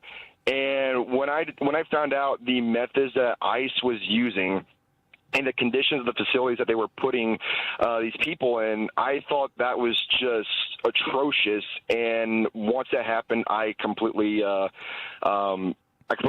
to never return to MAGA ever again. So interestingly enough, a lot of times people, and thanks for that, Ashton. A lot of times people will say it's a personal thing that happened, or they saw something, and Rich has talked about this, where it was just, it hit them in a way differently than other things that they had seen and heard. So you made a point a moment ago, Ashton, that I want to come back to. You said things weren't just things when you had this new employment position, that you started to look at some things, you had some more time to research some things and all that, and things weren't just matching up. So if you can remember, what did that feel like when you would see you had a certain belief or thought about something, and then you did a little bit of investigative Ashton reporting, and you go, this isn't matching up. What did that feel like, and what kind of went through your mind at that time? Well, first of all, I didn't really know what to feel at first because I wouldn't exactly say betrayal at first, only because a lot of information that I received about my political world at the time was from mainly family. So I don't want to go ahead and immediately be like, what the heck, guys? Why did you do this to me? Because I really don't think they knew any better, But then again, it might just be being nice, Who knows? So at first, I was just stunned, and then whenever I did some more research, really, for me, I just felt relieved. Especially with me being as young as I am. I still got plenty of life in me. Still got plenty of years to live, hopefully. So, I still have plenty of time to at least reverse course from the actions that I partook in back in the past 10 years. So, really, I wouldn't exactly say that I ever felt betrayed until later on, whenever I started. Because some of the opinions I had were based on, at the time, the media around me, and for those facts, yes, I felt betrayed. But really, for the most part, I just felt relieved that I was just getting actual information for once. So that I always process when we feel relieved about something, then we were probably carrying a certain amount of stress about something. The relief was from the stress or the discomfort that we may have had. And so I would make an assumption here, but correct me if I'm wrong. Were there times when you were feeling some stress because of the beliefs or the things that you had sort of started to lean into? Were you feeling any of that? Yeah, I'd say so. Because especially whenever the ICE raids were really ramping up in early 2025, that really did not sit right with me at all. And at that point, I was like, what have I done? I've ultimately supported this to happen, and why? Why did I do this? So, my natural response whenever that happened was okay, well, there's two things I can do. I can go ahead and just cover my ears, close my eyes, and just pretend that nothing's happening. Or what I could do is go ahead and acknowledge that, yes, this is messed up. Yes, I helped bring this upon people, but I want to make it right. And I will do whatever I can moving forward to reverse the course of my actions and to make amends with the people that I have affected. Yeah. Maybe not directly, but indirectly. I get it. That's let me say this as respectfully as I can. That's mature. That's someone maturing as well as someone coming away from being part of a group or an ideology. That's also some maturity, Ashton. So kudos to you for that. Have you? Thank you. How? Absolutely. So we all tend to hang out with folks kind of close to our age, or, 1 or 2, maybe 3 or 4 years, one direction or the other, maybe more. But I would gather, before we go to this quick break, that you had some friends that were chronologically in that same ballpark with you. That were they feeling some of the similar things, or were they completely different? Yeah, I mean, especially like in high school, I had a very, I had a kind of very close knit friend group, and most of them were into MAGA and Trump policies altogether.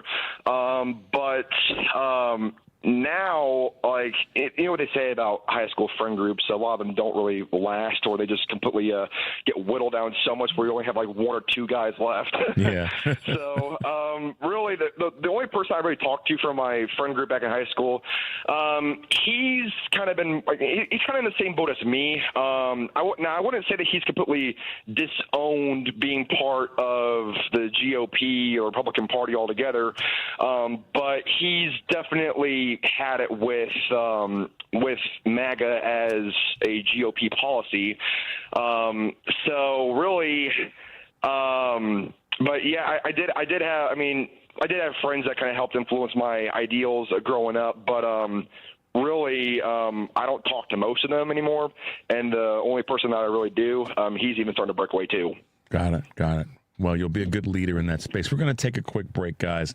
The number is 773-763-9278. You're listening to Choose Views on WCPT AM 820 in Chicago, 1520 AM and 103.5 FM from WARR in Warren County, North Carolina, and now AM 950, the progressive voice of Minnesota. I'm Richard Chu. We're talking with Rich Logis from Leaving MAGA and Ashton Reed.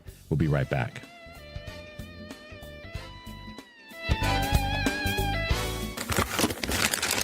Ooh. Just what I needed. A mug. This time of year, what do you give? When it's your extra concert, game, or special event tickets to VetTix, you're giving our nation's brave service members and veterans an amazing experience. Give something to those who gave. VetTix. For more information on how you can make a difference right now, or to become a VetTixer, go to vettix.org. Hurt in the game? We tough it out. Feel exhausted? We push on. Feeling down? We pull ourselves up by the bootstraps. But there are times when bootstraps aren't enough. When stress gets to us and we need to talk to someone about what we're really going through. So we're going to reach out, because sometimes mental health is not a one-person job. Visit loveyourmindtoday.org. That's loveyourmindtoday.org. Brought to you by the Huntsman Mental Health Institute and the Ad Council. When you get a diagnosis of Parkinson's disease, things get real.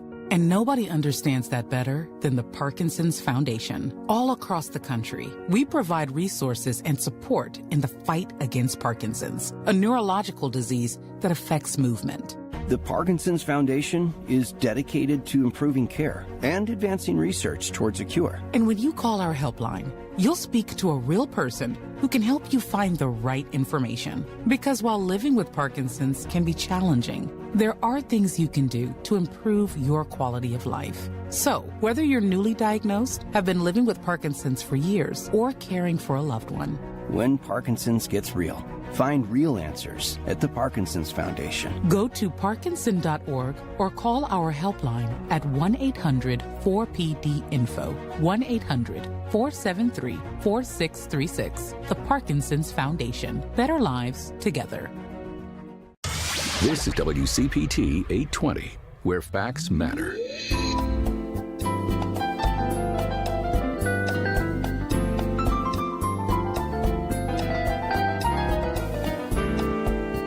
All right, guys, welcome back to Choose Views. If you're just tuning in, I'm Richard Chu, talking with Rich Logis from Leaving MAGA and Ashton Reed. I'm going to turn the conversation back to you, Rich, because of a couple things that I saw that kind of tie into some extent to what Ashton just spoke about in terms of feeling relieved.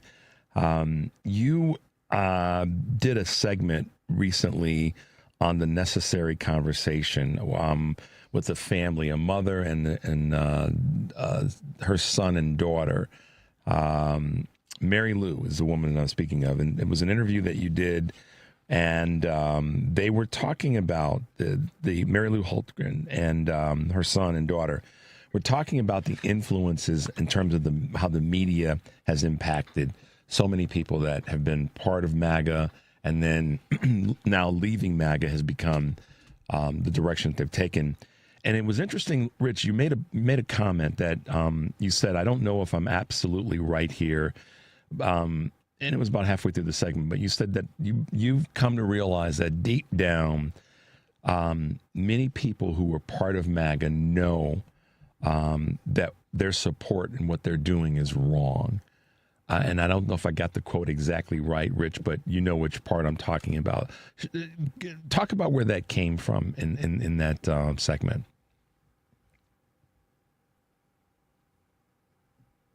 Okay.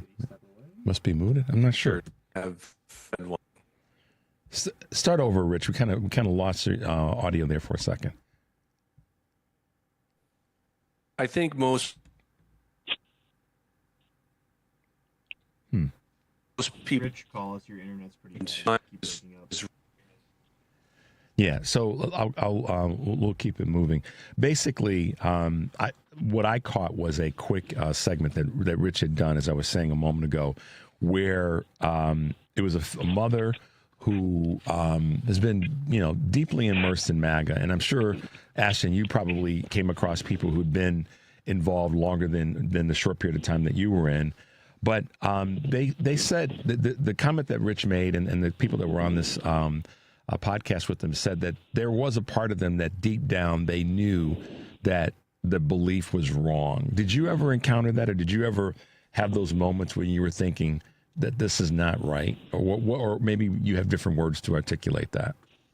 Yeah, actually, come to think of it, you actually have reminded me of something that happened back. It was back in 2021. It was actually right. It wasn't during January 6th, but it was leading up to it. I heard a rumor going around in my friend group and within my own family that Trump was going to enact martial law to basically prevent Joe Biden from ever becoming president. And even though I could not stand the guy at the time because of the stuff I was being told, I remember being visibly just really distraught about it because,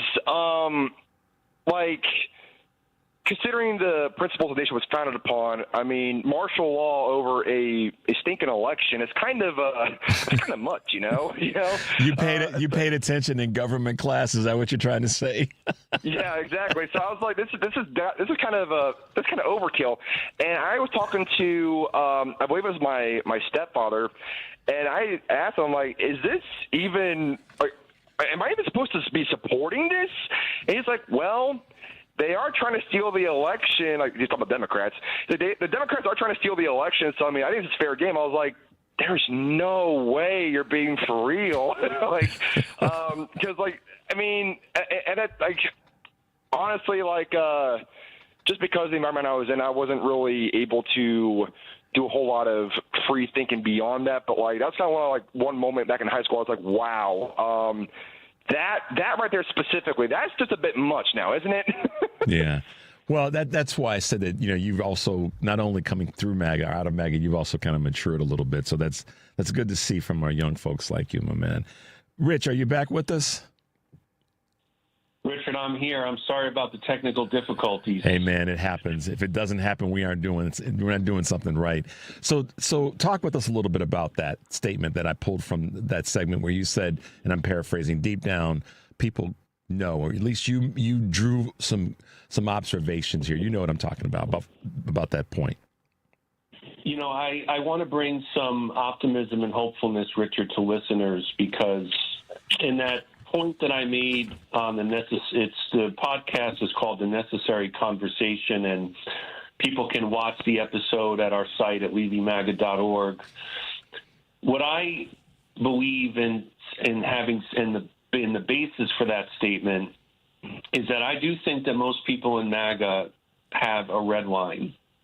And when that red line is reached, there's a cognitive dissonance that forms where there's a conflict between people's sincerely held beliefs and what their own eyes are showing them. And if you look at Mary Lou's body language during the course of that conversation, you could tell that she's really thinking a lot about the points that I'm making.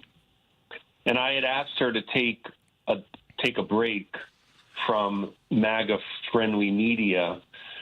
I proposed 30 days. She countered with 2 weeks. I'll take the 2 weeks. Yeah, I'll take it. If it's anything to start to just look at other media sources other than MAGA media, because whether it's Ashton or whether it was all those who were in the MS Now panel that I participated in, one of the commonalities is that all of us diversified our news and information sources. Mm-hmm.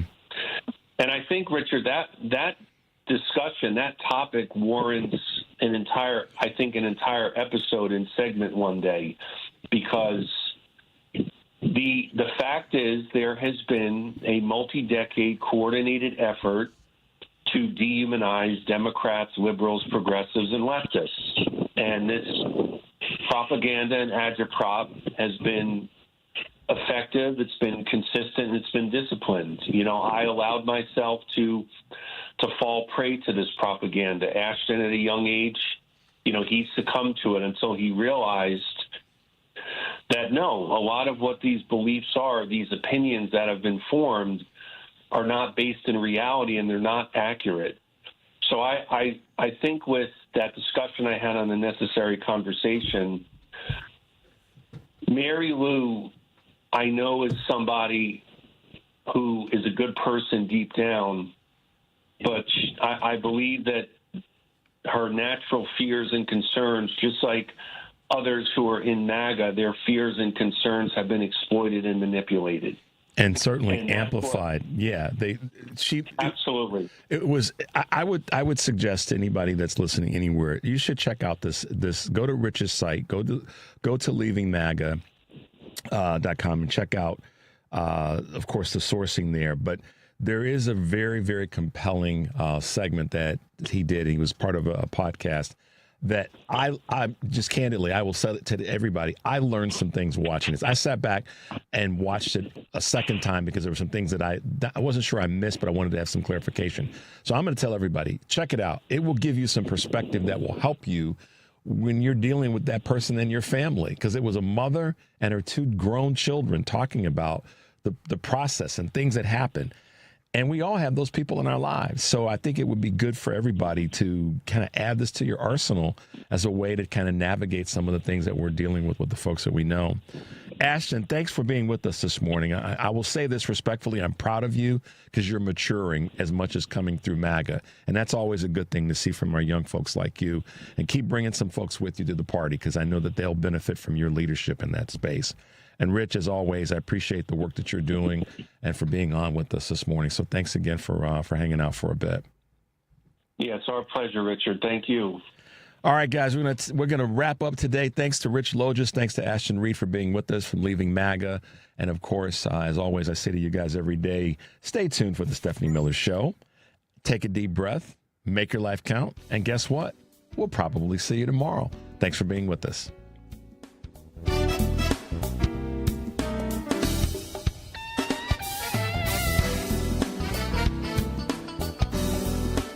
Dear Vet Ticks, thank you for a great experience and for your support of the military and veterans. Thank you so much, Vet Ticks. Our family has gone through a lot the last few years, and this gave us a nice break. Every empty seat at a concert, game, or a special event is a missed opportunity to say thank you to a veteran. Give your extra tickets to Vet Ticks. Give something to those who gave. For more information on how you can make a difference, go to vettix.org. Would it be crazy if you packed your bags and left?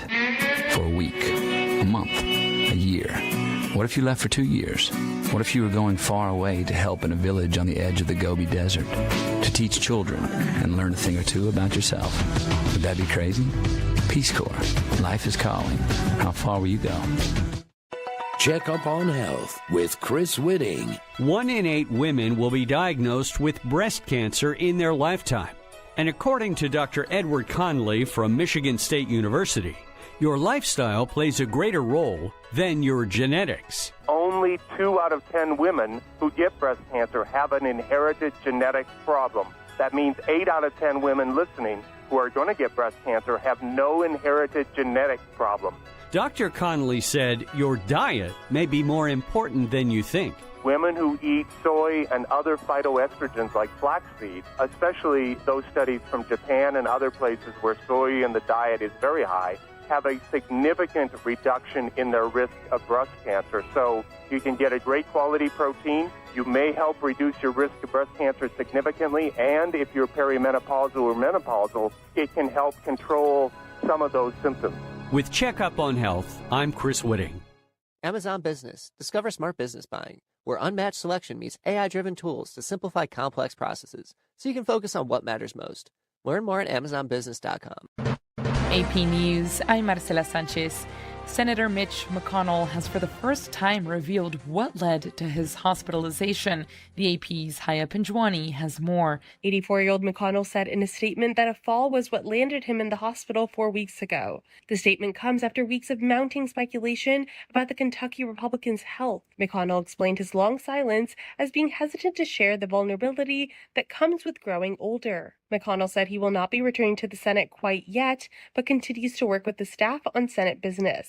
McConnell had polio in his early childhood and has long acknowledged difficulty walking and climbing stairs. Haya Pinjwani, Washington. A medical examiner says Republican Senator Lindsey Graham likely died after a tear in his aorta.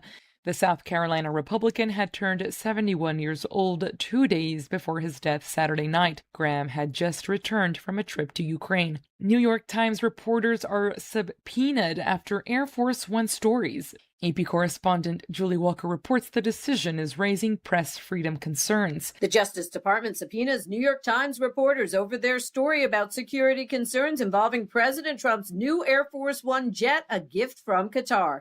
The subpoenas escalate Trump's campaign against the media, which has drawn condemnation for eroding freedom of American democracy. The administration spent $400 million retrofitting and upgrading the plane. Trump took it to a NATO meeting last week, but left on an old Air Force One jet after threats against him made by Iran. The Times, citing anonymous sources, reports the switch was at the urging of the Secret Service because the newer jet lacks some security features, including anti-missile capabilities. I'm Julie Walker. Oil prices jumped and early trading on Wall Street was mixed after the U.S. carried out airstrikes and Iran retaliated. This is AP News. AP Sports, I'm Mike Kempton. Top-ranked Yannick Sinner beat Alexander Zverev in 4 sets for a second consecutive Wimbledon title and his 5th overall. Sinner's latest title came in his first tournament since his meltdown at the French Open. It was his 10th straight victory over Zverev. Linda Noskova won the women's championship on Saturday, her first Grand Slam title. It's been a frustrating first half of the season for the Royals and Orioles. That was evident on Sunday when an errant pitch struck Baltimore's Blaze Alexander on the left hand. Both dugouts emptied onto the field during the 7th inning of the Orioles' 8-2 win. No punches were thrown, but Alexander sustained a non-displaced fracture in his left hand. Christopher Sanchez of the Phillies will start Tuesday night's All-Star game in his home ballpark. He'll take the mound for the National League against Dylan Cease of the Toronto Blue Jays. I'm Mike Hempen, AP Sports. This is 820 AM, WCPT Willow Springs, and streaming worldwide at WCPT820.com. We are Chicago's progressive talk, where facts matter. Now, your WCPT 820 weather update. From the Weatherology Weather Center, I'm meteorologist Jennifer Wojcicki. We'll see sunny skies here for today with a high into the mid-90s. Winds out of the northwest around 5 to 10 miles per hour. And then for tonight, mostly clear with a low around 74. Tuesday, mostly sunny, high of 97 degrees. And Wednesday, plenty of blue skies and sun, a high around 97. Thursday, sunshine, high of 93 degrees. That's your latest Chicago weather update. Currently, it's 77.